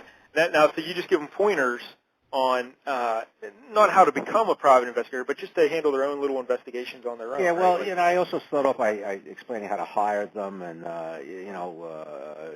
getting an honest private investigator. This business is replete with charlatans, con men, thieves, people who, and even if you get an honest one, who just basically don't know what they're doing. That's the majority of the business. So you really have to know how to choose one. That said, yes, the majority of the course is how to find stuff out, and most of the people are there because their significant others are cheating on them, and they want to know how to find the other woman, or how to catch him in the act. How do I know if he's really cheating? And I give them the benefit of my experience. I've handled probably 1,200 fidelity cases, whether it be divorce cases or custody or a combination of both. If I can count on the fingers of one hand women that came to me, and 90% of my clients are the wives or the girlfriends, come to me and say, I think my significant other is cheating on me, and they're wrong. They're always right, because you know. Yeah. You spend time with somebody, you're going to know the vibes that are put out. I said, you're here because you know. You already know the answer to that question. Now the problem is, how do you catch them? And why do you want to catch them? And that's you've never had one of your students catch the cheating spouse and then rub them out or anything, right? Well, not that I know of, but now yeah, that would be good. A survey, yeah. To find out which one of my students is doing time. Yeah. I have no idea, but I tell you, I do get a lot of calls from people who have taken the course, and I'm very accessible. You know, I give them my cell phone number. I mean, this is a business, you know, so I give them my phone number, give them my email address, anything I can do to help. But I get some cases out of it. But what I do get a lot of is people calling me and say, you know, thank you very much for telling me how to do this and that because I caught the son of a bitch. There's that name again. You know, he's back.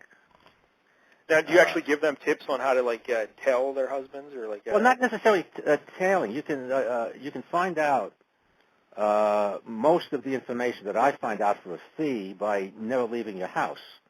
Uh-huh. And basically, you know, you can't zero in on every possible scenario, but broadly, what generally happens in a marriage or what people think are committed relationships is that the woman, and like I said, most of my clients are the wives of the girlfriends, so I'll be referring to my clients as the wives of the girlfriends rather than, you know, I'm not saying that women don't cheat on men, but I don't see it. I get the women. And it mostly comes by referral. This guy did a great job, call him, that type of thing. Uh-huh. What happens is they find a phone number. And that's how it usually starts, but they have suspicions before that. Because your 260-pound, 5'6" husband, who never cared what he looked like, all of a sudden is going to the gym. You know, he got his ear hair cut for the first time since he's known him. You know, he's buying nice clothes. They know. The thing is, when they find the phone number, then, of course, you know, the denial tends to go out the window because now they have some proof of what did they do with it. And I tell them how they can find out who this person is just by having the phone number. Yeah. Would you like to know? Well, in the internet world, you can reverse. Well, no, this right? is, you know, I mean, this is, you know, this business is common sense. Yeah. We don't do anything. I mean, I've got a sophisticated business as far, you know, I gather intelligence. I hunt for assets. I can find money anywhere. We're doing a case in Bangkok now. Wow. That end of it, no, I wouldn't impart those secrets because they involve live human intelligence sources. Uh-huh. You know, what I'm going to tell you is just common sense. You know, if you just think about it, you can do it yourself without hiring somebody like me to charge you an obscene hourly rate. And basically what you do in this particular case, which is a generality, but this is how most of them begin. They find the phone number. So you have a phone number. Of course, it's going to be somebody in your area. Or you've got to invent any phone number with a 724 area code. You got this thing, my God, what do I do with it? There's no name on it. There's a website called phonefinder.net. It's F-O-N-E Finder. F-O-N-E Finder.net. And you go to this site, it's free. And you put in the phone number. You put in the first 7 digits of the phone number. And it will tell you where that phone number is from. So let's say, for the sake of argument, it's a Charleroi phone number. Mm-hmm. So now you know that the woman, you're assuming that this phone number was hidden in the deep recesses of your husband's wallet. So you know he's up to no good. Where do you go from here? Well, you go. This is a deeply guarded secret by the PIs of America. I'm about to expose here. All right. You rely on. You ready for this? Uh-huh. Pizza. Pizza. What we like to call the pizza connection. PIs have found more people because of pizza than anything else.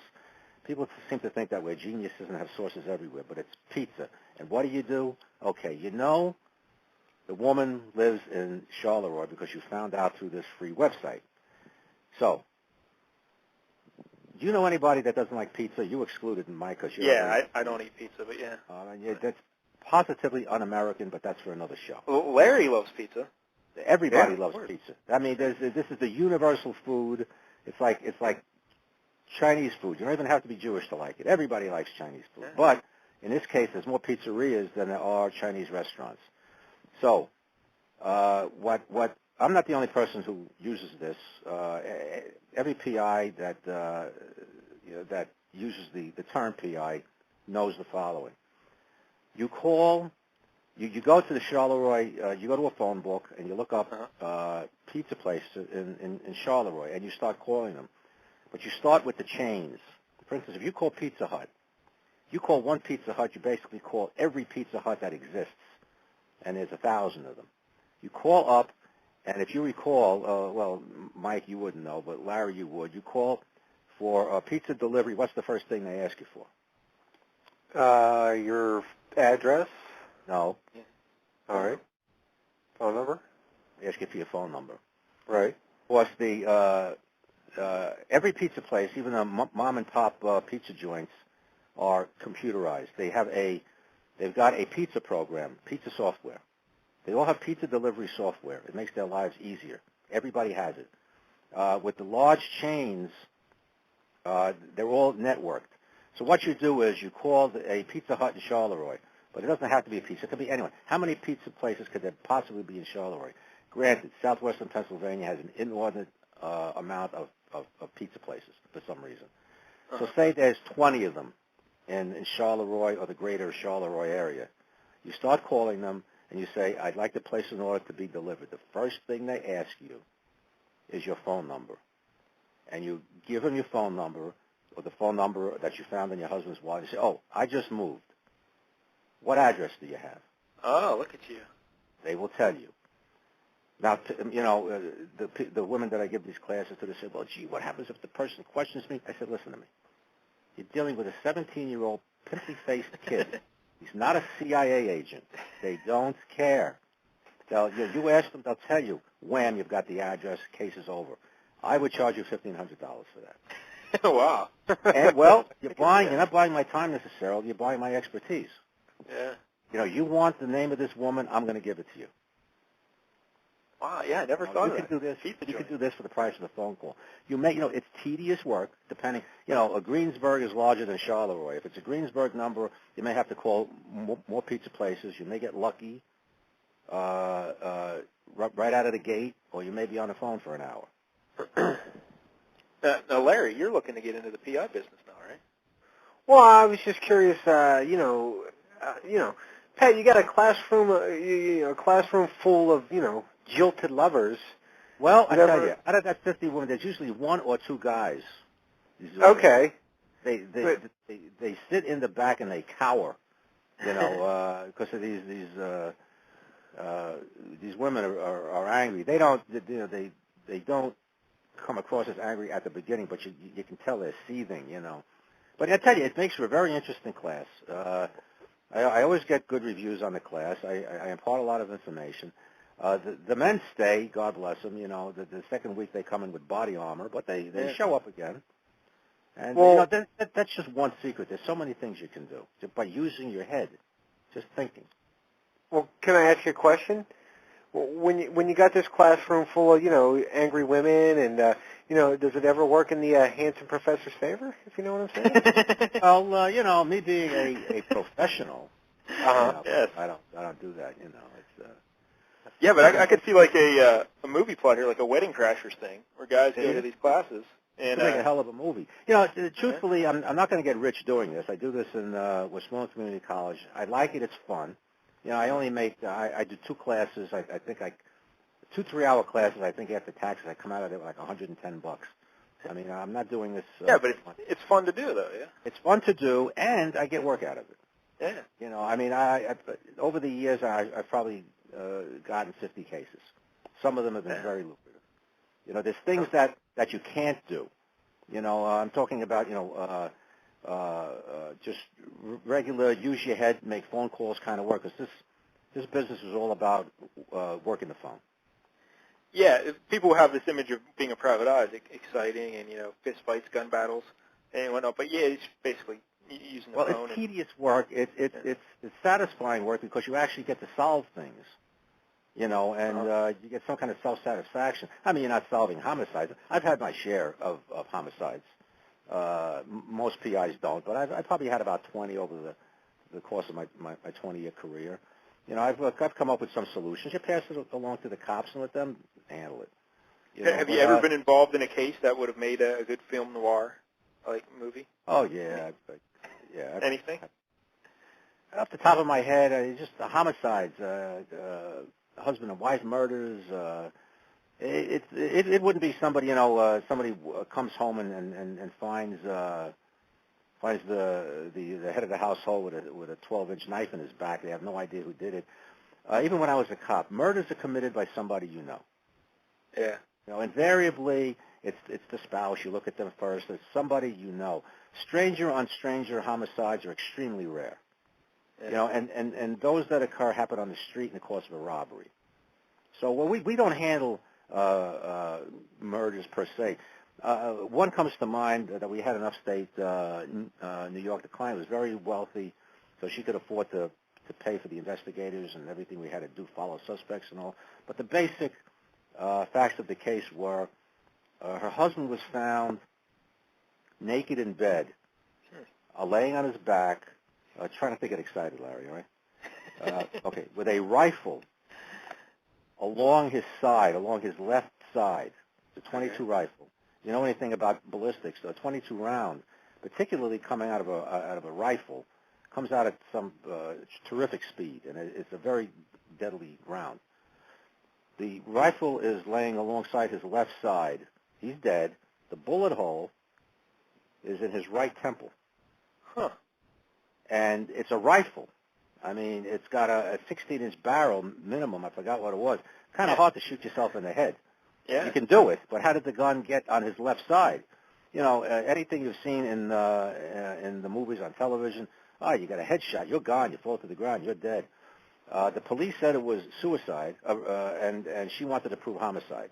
There's a huge insurance policy involved, which the victim had for less than 2 years. I don't know if you're aware of this, but if you have a life insurance policy that's been in effect for 2 years, there's no suicide clause. You can kill yourself, and your heirs can still collect. Really? Really? Now, there's something you could put in a book. Yeah. Yeah, so this was a fairly new policy, and it was a huge amount of money, $5 million, something like that. And she wanted us to prove that it was a homicide. So we hired our own ME. We went through it. I looked at it. You know, rarely are the police wrong. You know, contrary to what you read and what you see, that the cops are dolts. They don't know what they're doing, and anybody related to the police, the MEs that do the autopsy, they're all stupid. That's not the way it works. These people are experienced. They know. He killed himself. And the ME that we hired to do this at a huge cost said, yes, he shot himself in the head. It doesn't mean you die right away. You know, you would think you would. There's a bullet is rattling around in your brain. But you can take the gun and put it on your other side. It's perfectly understandable. He had powder tippling, spatter on his head. He definitely killed himself. The woman was so pissed off that we didn't find the killer that she refused to pay us. Mm. And we had run up a huge bill. I mean, she had people following her relatives, and we had like 15 people out there working around the clock. And she was paying us at the beginning, and things were going along until we agreed with the police, and she left owing us over $70,000. We had to sue her. She went bankrupt. Long story short, I eventually got paid, but it was a lesson learned. In certain cases, you get the money up front. All fidelity cases, all divorce cases, you get the money up front. Because invariably, somebody hires you to find their significant other cheating, and in the few cases that they really aren't cheating, they get pissed off. What do you mean she's not cheating? What do you mean he's not cheating? I just paid you $5,000. Gotta be cheating. I said, she's not cheating. Well, then you get stiffed. You know, so I always get paid up front. Now, any course in your PI history, have you ever had, I think we've talked about this once before, but have you ever had to just punch a guy, turn his lights out, cold cock him, right in the mouth? Oh, yeah. You ever hear of a guy named Crazy Eddie? His prices are insane, that guy? Yes, that guy. His name was Eddie Antar. I didn't know they had that in Pennsylvania. I thought that was a New York thing. Yeah, we used to get those commercials here. Okay, well, the guy was a very wealthy guy. WOR. Aren't aware of who he is. Eddie Antar was one of the first people to put himself on television. He owned a huge chain of electronics stores, and in the 70s and 80s, he was the first guy to put himself in his own commercials. Then everybody followed, but he was the first guy. He was not an actor, not a polished guy, but that's what sold the product because he was an everyday guy. Mm-hmm. Anyway, he made hundreds of millions of dollars. Long story short, there's a divorce case. I got involved in it with my former partner. There's a confrontation at the house. He comes in with these huge bodyguards. He basically went for his soon-to-be ex-wife. and I was standing in the middle, and I had to lay the guy out. It was a lucky punch. He goes down. The bodyguards just stand there. So you dropped Crazy Eddie. I dropped Crazy Eddie. Crazy Wow. Eddie, he threatened me. He was going to kill me. You know, everybody's going to jail. The only person that went to jail was Crazy Eddie. He got about 7 years. Wow. And not for that incident. He was, Yeah. he had IRS problems. Yeah. You decked Crazy Eddie. Crazy Eddie. He was a lot crazier than he even pretended to be. Wow, that's amazing. His line was his catchphrase was, "My prices are insane." Yeah. Yeah, so was he. Crazy Eddie. Yeah, you remember that guy, Larry, right? No, but I'm looking him up now.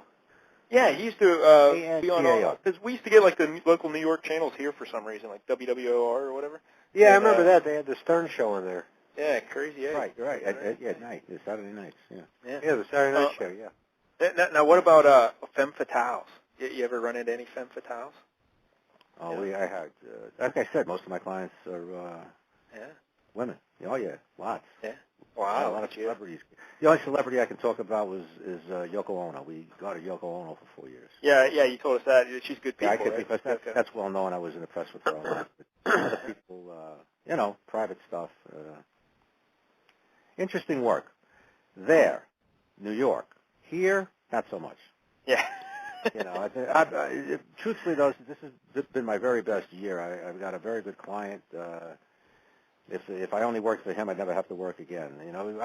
This business, whenever you're dealing in the people business, it runs hot and cold. I mean, I've gone months without the phone ringing. Actually, I even once called a phone company. Is there something wrong with my phone? The thing isn't ringing. There was no business whatsoever. And I'd say in the last year, I've been running myself ragged. I mean, it's just an unbelievable amount of work. It's probably from appearing on this show. Yeah, exactly. Of course, I recognize that. Yeah, a big spike in business once you come on. Somebody once said, a famous man, a very well-respected person that I admire, once said, "Any publicity is good publicity." You know who said that? You did? I did that. Congratulations. We should tell people condorpi.com if they have a. Foolish of me not to mention it. Yeah, if they have a filthy cheating spouse, call Pat at condorpi.com. You'll see when you go to the website that I don't even mention fidelity cases. That website is all about intelligence work. I'm trying to gear the business towards other things. That website is about gathering intelligence for assets, personal habits. For instance, I'll give you an example of a very interesting case. I had a guy that actually hired me to investigate him. Huh. Because he was a very wealthy guy. Okay. From the Pittsburgh area, cars, planes worth $50 million, $100 million, whatever it was worth. He said, "I'm in the process of a divorce, and of course my wife is going to hire a private investigator. I want to know what he can find out about me." So, I mean, the guy was shocked. I found out what prescription medication he was taking, what magazines he subscribed to, what videos he rented. I found out how much he wagered, lost, and won in Vegas, Atlantic City. I mean, the list went on and on and on. His jaw dropped. He said, "You mean this other guy can find this?" I said, "Well, he's got the same sources I do, yeah." Wow. I don't know if they ever did or not, but I worked with this guy for years on that and other cases. Yeah, don't get on Pat's bad side, Larry. He'll research you. He'll find out. It's frightening because I see what's out there, and I'm out there too. That's right. Really, I mean, if I can find out something about you, people can find out something about me. But that's true. Basically, if everything is on paper, everything is in a computer, and if you know the right people and can make the right phone calls, what this business is all about is saving business cards and never losing a phone number. Yeah. Because it's all about sources. You're going to go into this business, you'll be a second-rate private eye unless you can provide a service that other investigators can't. And if you want to be an official private eye, you have to have a license, right? You do. But what I found in this particular area, we're talking about southwestern Pennsylvania, there's quite a few people that are passing themselves off as investigators that have no licenses. In New York, you'd be prosecuted and jailed. Here, nobody seems to care. Yeah. Huh. So I'm still safe then. Yeah, there you go, Larry. Fire it up. You can put your name in a phone directory, advertise yourself as an investigator, and get work. No one's ever going to question you. Yeah. You see, you're supposed to be licensed. Of course, I am. But is it tough to get a license? Well, Pennsylvania law states you either have to have been a police officer over the rank of cop, over the entry-level police officer rank, for a period of 3 years or more, or you have to work for a licensed investigator, such as myself, for 3 years or more. Like the two women that I have working for me full-time, Tara and Mandy, been with me for 10 years. They qualified and have their own PI licenses through me. Yeah. They've never been police officers. Excellent investigators. I can't say enough. Well, any chance you want to hire me? I'd like to be a PI. Yeah. Would you like to do surveillances? Yeah, I love it. Surveillance people. That's what I do. With these women, that's how I started them, and they're still doing surveillances, but they're also interviewing. In fact, I've got one. We have a big case around here now with a local chief of police that we managed to get suspended for, believe it or not being a citizen. Huh. If you heard about this, it's been all over the news. We're working on that now. She's out of a job. We're looking into that further, which requires taking statements. There's an art to taking statements. You have to do it correctly because it's got to be presented in court. I train these women on how to do that. It's all about talking to people. So Larry, if Pat hires you, he's already got the two ladies working for him. Excuse me. Would you be like Kate Jackson? I'm choking on my own joke. One of them is drop dead gorgeous. I could send her anywhere. She can get information out of a stone because they look at her and they start talking. So I send her to basically interview guys under 95 years old. Yeah. She's very good with men up until 95. Over that, not so much. Yeah, I was going to say, Larry, you would be the Kate Jackson, right? There you go. Yeah. And the Charlie or you can do your hair in a Farrah Fawcett flip. Yeah. I got no hair, but also, like I'm a bigger guy too, Pat. So if you need me to smack somebody around, I can also do that.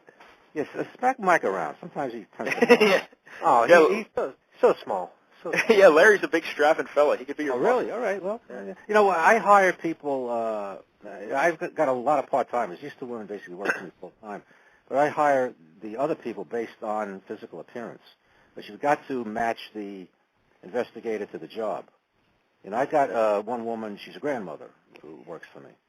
Don't use her very often, but when I need a grandmotherly type, she goes into action. Nice. Yeah, it's but basically you start out doing surveillance. It can get very tedious. I can do anything, Pat. Anything's better than what I'm doing now. Well, anything's better than what? What do you do in real life? I work construction. Well, there's nothing wrong with that. Well, there is when you don't really like it. And then, and in this economy, I imagine it's periodic. Well, we have steady work. I'm also working for a big name client, and we have steady work. But I'm just not a fan. 10 years, I'm burned out on it. Well, this business is, I start my operatives out at $20 an hour, which around here is pretty good, plus expenses. But I tell you, you sit in the car. Like I had two girls, Tara and this other woman, sitting in the car today for 9 hours each, watching a door that never opened. Nice. You have to have two things here, Larry: patience, and very, very strong kidneys. Got it.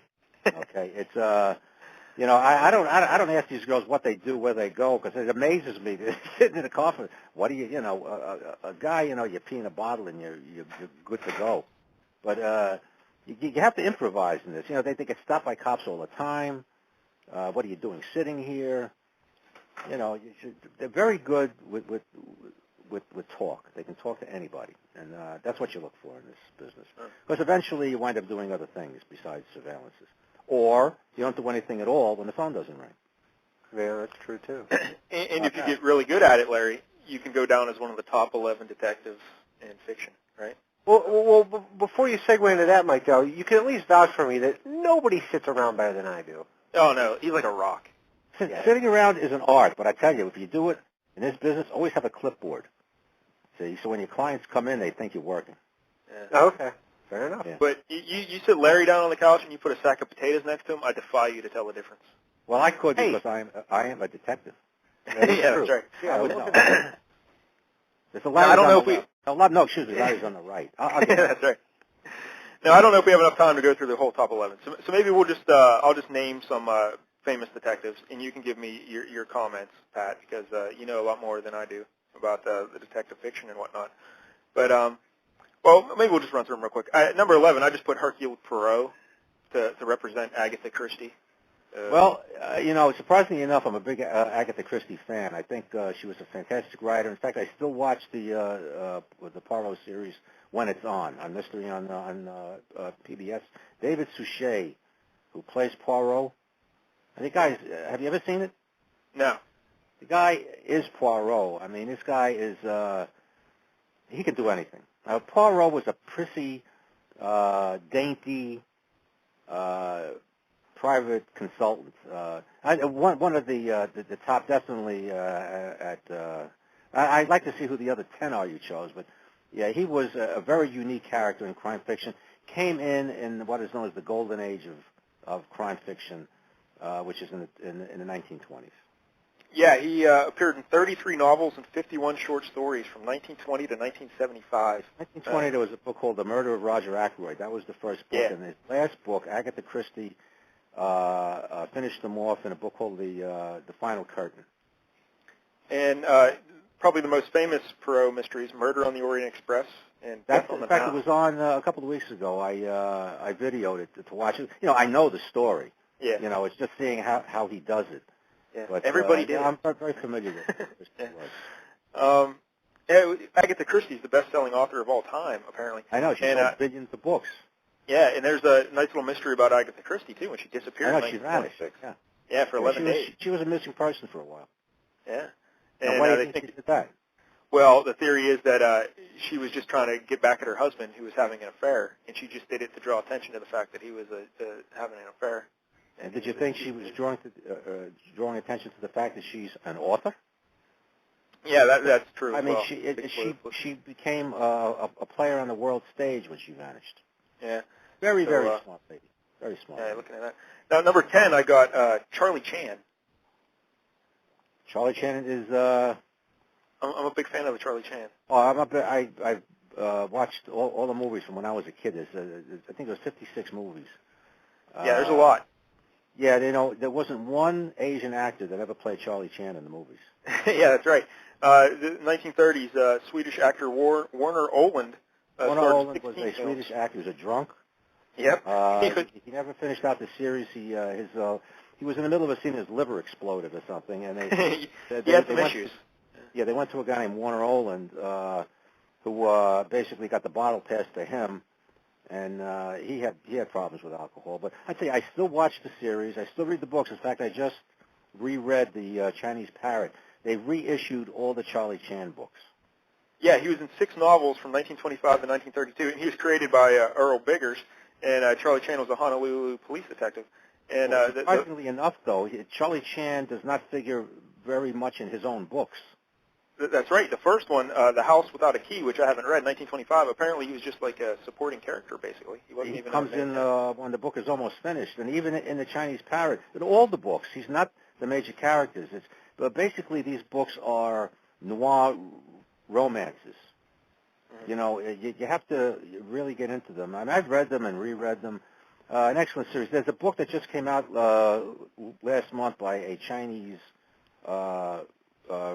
writer who wrote a critical piece on the real Charlie Chan. It was a guy named Abner. He was a Honolulu detective, and that was the real person who the Charlie Chan character was based upon. Yeah. Yeah, because Biggers was over in Hawaii, and he read an article about that detective in the newspaper, and it inspired the idea. Yeah, that's the same guy, and they wrote a whole book on that Chinese detective. At number 9, I have, this is maybe a weird choice, but Nick and Nora Charles from Dashiell Hammett's The Thin Dashiell Man. Hammett. Yeah. Here's a little known fact. The Thin Man, where Nick and Nora Charles were introduced, mm-hmm. Nick Charles was not the Thin Man. The Birded guy was the Thin Man. That's right. Yeah. No one knows that. Yeah, it's great because she's a rich socialite, and she marries like below her detective. But they just there's comedy involved, and they also drink gin like crazy. They just swirl the booze. They're heavy drinkers, heavy smokers. Yeah. The movies with William Powell and Myrna Loy That's right. were huge hits. I think there was 7 of them. 6. Well, that too. Okay, there were 6. I've seen them all several times.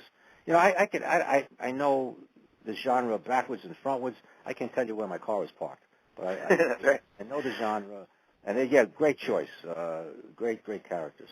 The Thin Man was Hammett's last novel, and it's the only time he wrote Nick and Horse Rolls. But yeah, they inspired the 6 films then that were really. Yeah, he didn't write very much.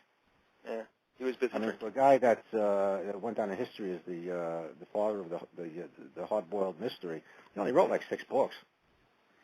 Now, number 8, I have a guy. I never even read this, but I have seen some movies. But Lee Archer from Ross MacDonald. Did you ever read the Lou Archer? Oh, yeah, read a lot. These were the MacDonald's books were considered the first literary mysteries. They started in the 50s. Because up until that time, mysteries weren't considered writing. They were looked down upon.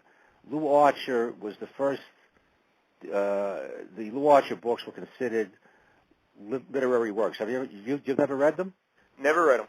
Okay, you need a flow chart to follow these books. They're all the same. I mean, they're wonderfully written. The guy was just brilliant. But they're all the same. They all involve convoluted family trees, and literally, you can't follow them along unless you keep notes. Yeah, Archer was in 18 novels, and probably the most famous, The Moving Target, was the first one, 1949. Moving Target, Drowning Pool. The Drowning Pool. They inspired the Paul Newman movies, the Harper mysteries, because when they did the movies, Harper, 1966, Paul Newman, and then The Drowning Pool, 1975. But Newman wanted the character's name changed to Harper because he thought H names were good luck. I know. Why? You know. I don't know. Lou Archer was the quintessential white knight PI. He did more observing than anything else, but MacDonald was a fantastic writer.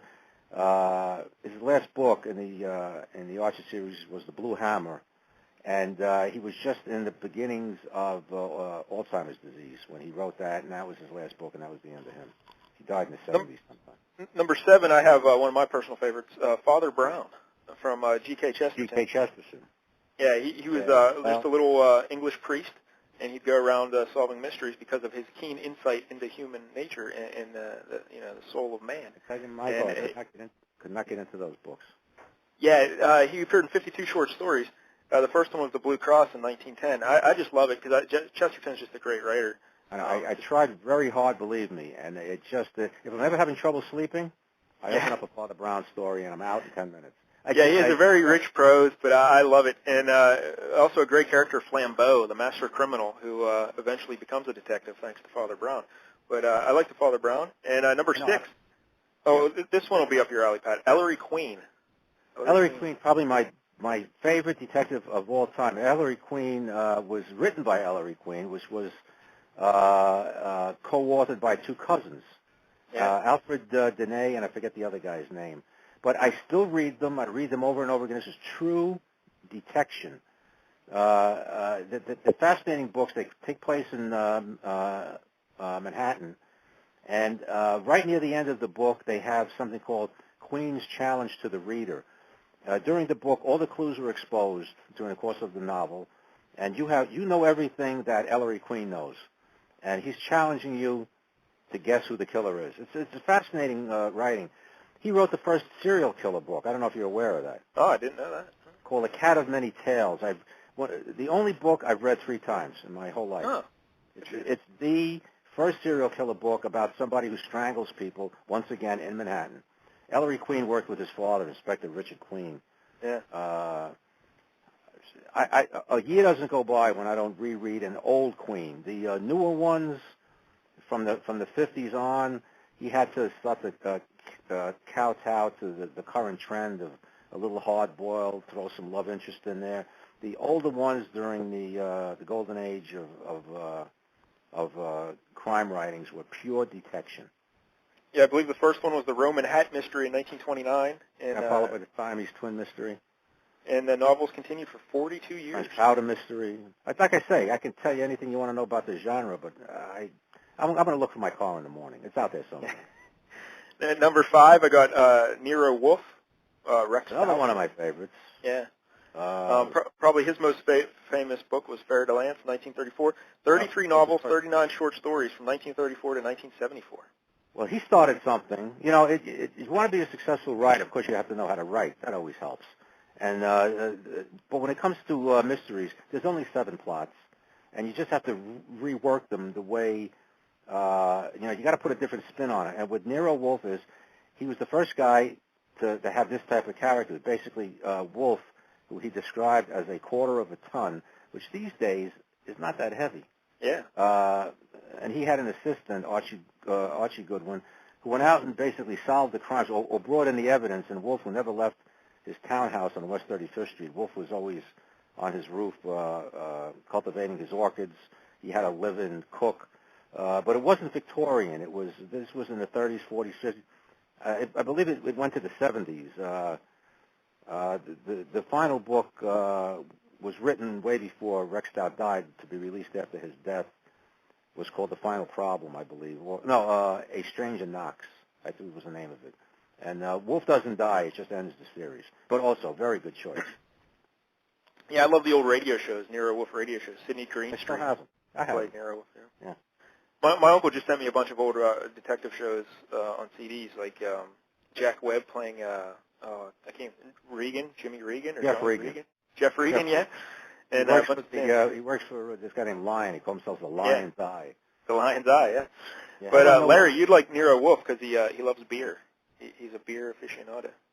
Well, I tell you, Michael, if you're into old radio shows, the next time I see you, I'll bring you 1,000 CDs. I've got many of them. Yeah, I love them. I can't get enough. I like it because they don't have gratuitous violence. It's just nice. Yeah, they're just pleasant to listen to. Number 4, I got Philip Marlowe, Raymond Chandler, famous for The Big Sleep, 1939. He was in 8 novels, including Farewell, My Lovely, The Lady in the Lake, and The Long Goodbye. And in films, he was played by Bogart, Robert Mitchum, Robert Montgomery, and Elliot Gould, which is an odd choice. But yeah, everybody compares new up-and-coming writers to Raymond Chandler. You ever notice that? The next Raymond Chandler. You see it on the flyleaf of the book. Yeah, because that's the ultimate compliment. Raymond Chandler had a way with metaphors. I mean, the guy, there was one, and I'm paraphrasing this because there was so many, and actually I don't have the book in front of me, but she was so beautiful, it would make a priest kick out a stained glass window. Yeah. Love that. I mean, the guy just was full of them. Yeah. And I've read everything he wrote several times. The guy's great.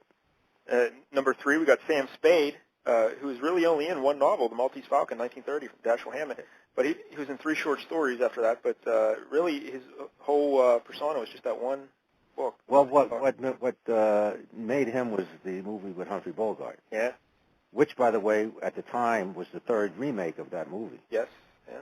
It was remade 3 times. The first 2, no one ever heard of, and they just faded away into obscurity until Humphrey Bogart came along. And when you think of Sam Spade, you think of Humphrey Bogart. But in the book, Sam Spade had blonde hair.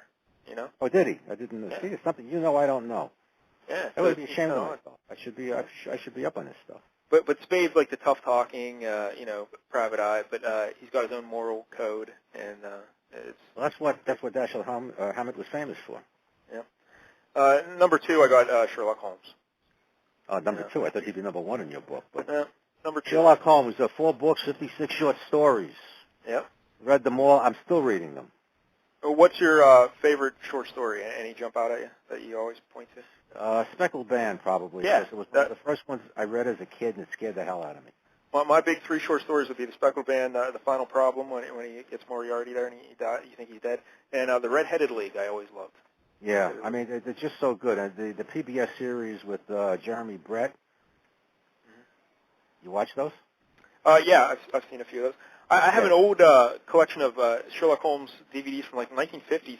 I can't even. I think the guy's name was Ron Howard, actually. Yeah, Ronald right? Howard. Yeah.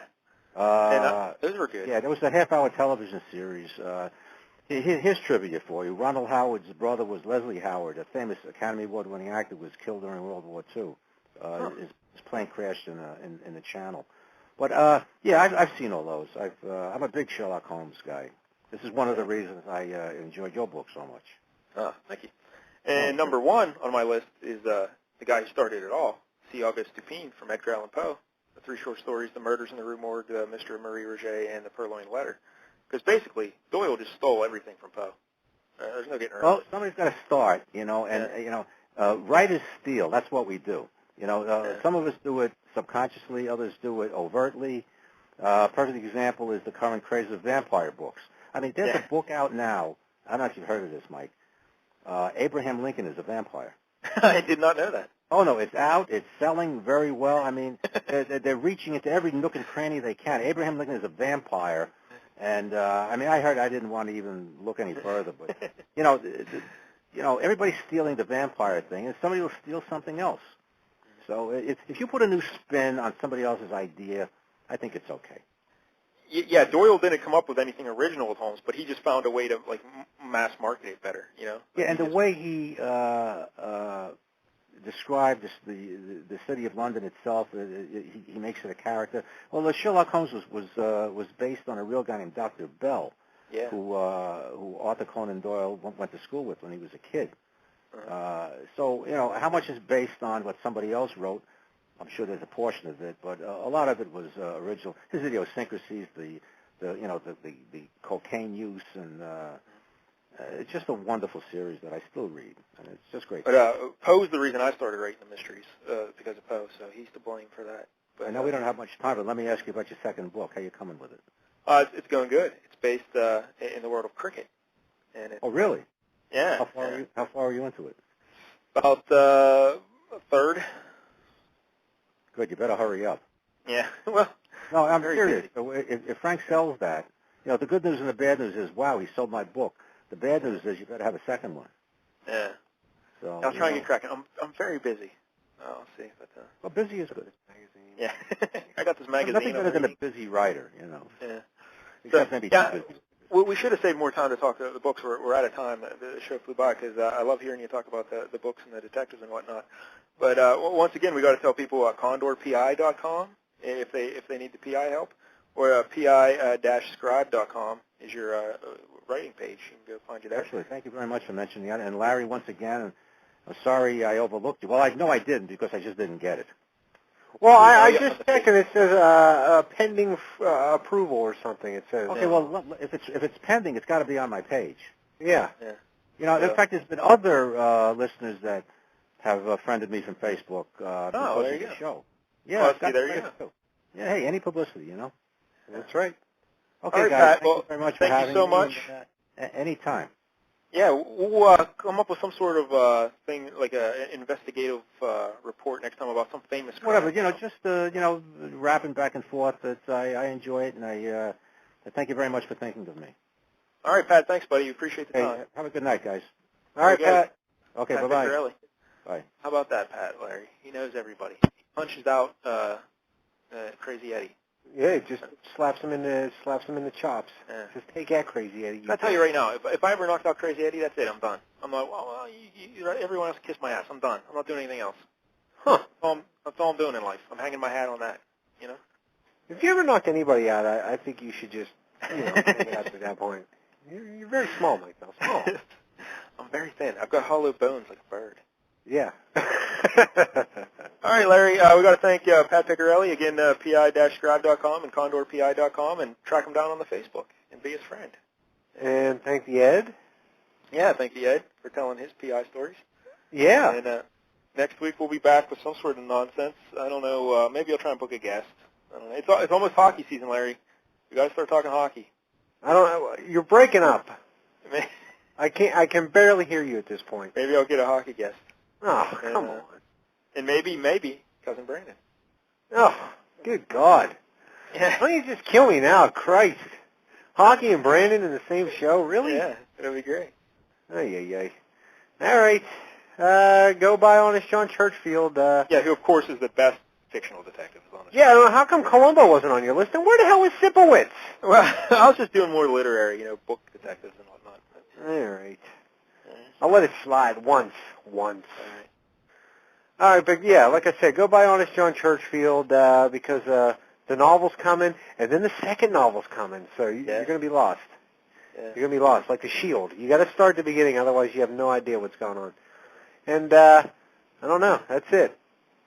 We got nothing else. Next Wednesday at 9 o'clock, we'll be back, maybe. And until then, pass the gin gumma.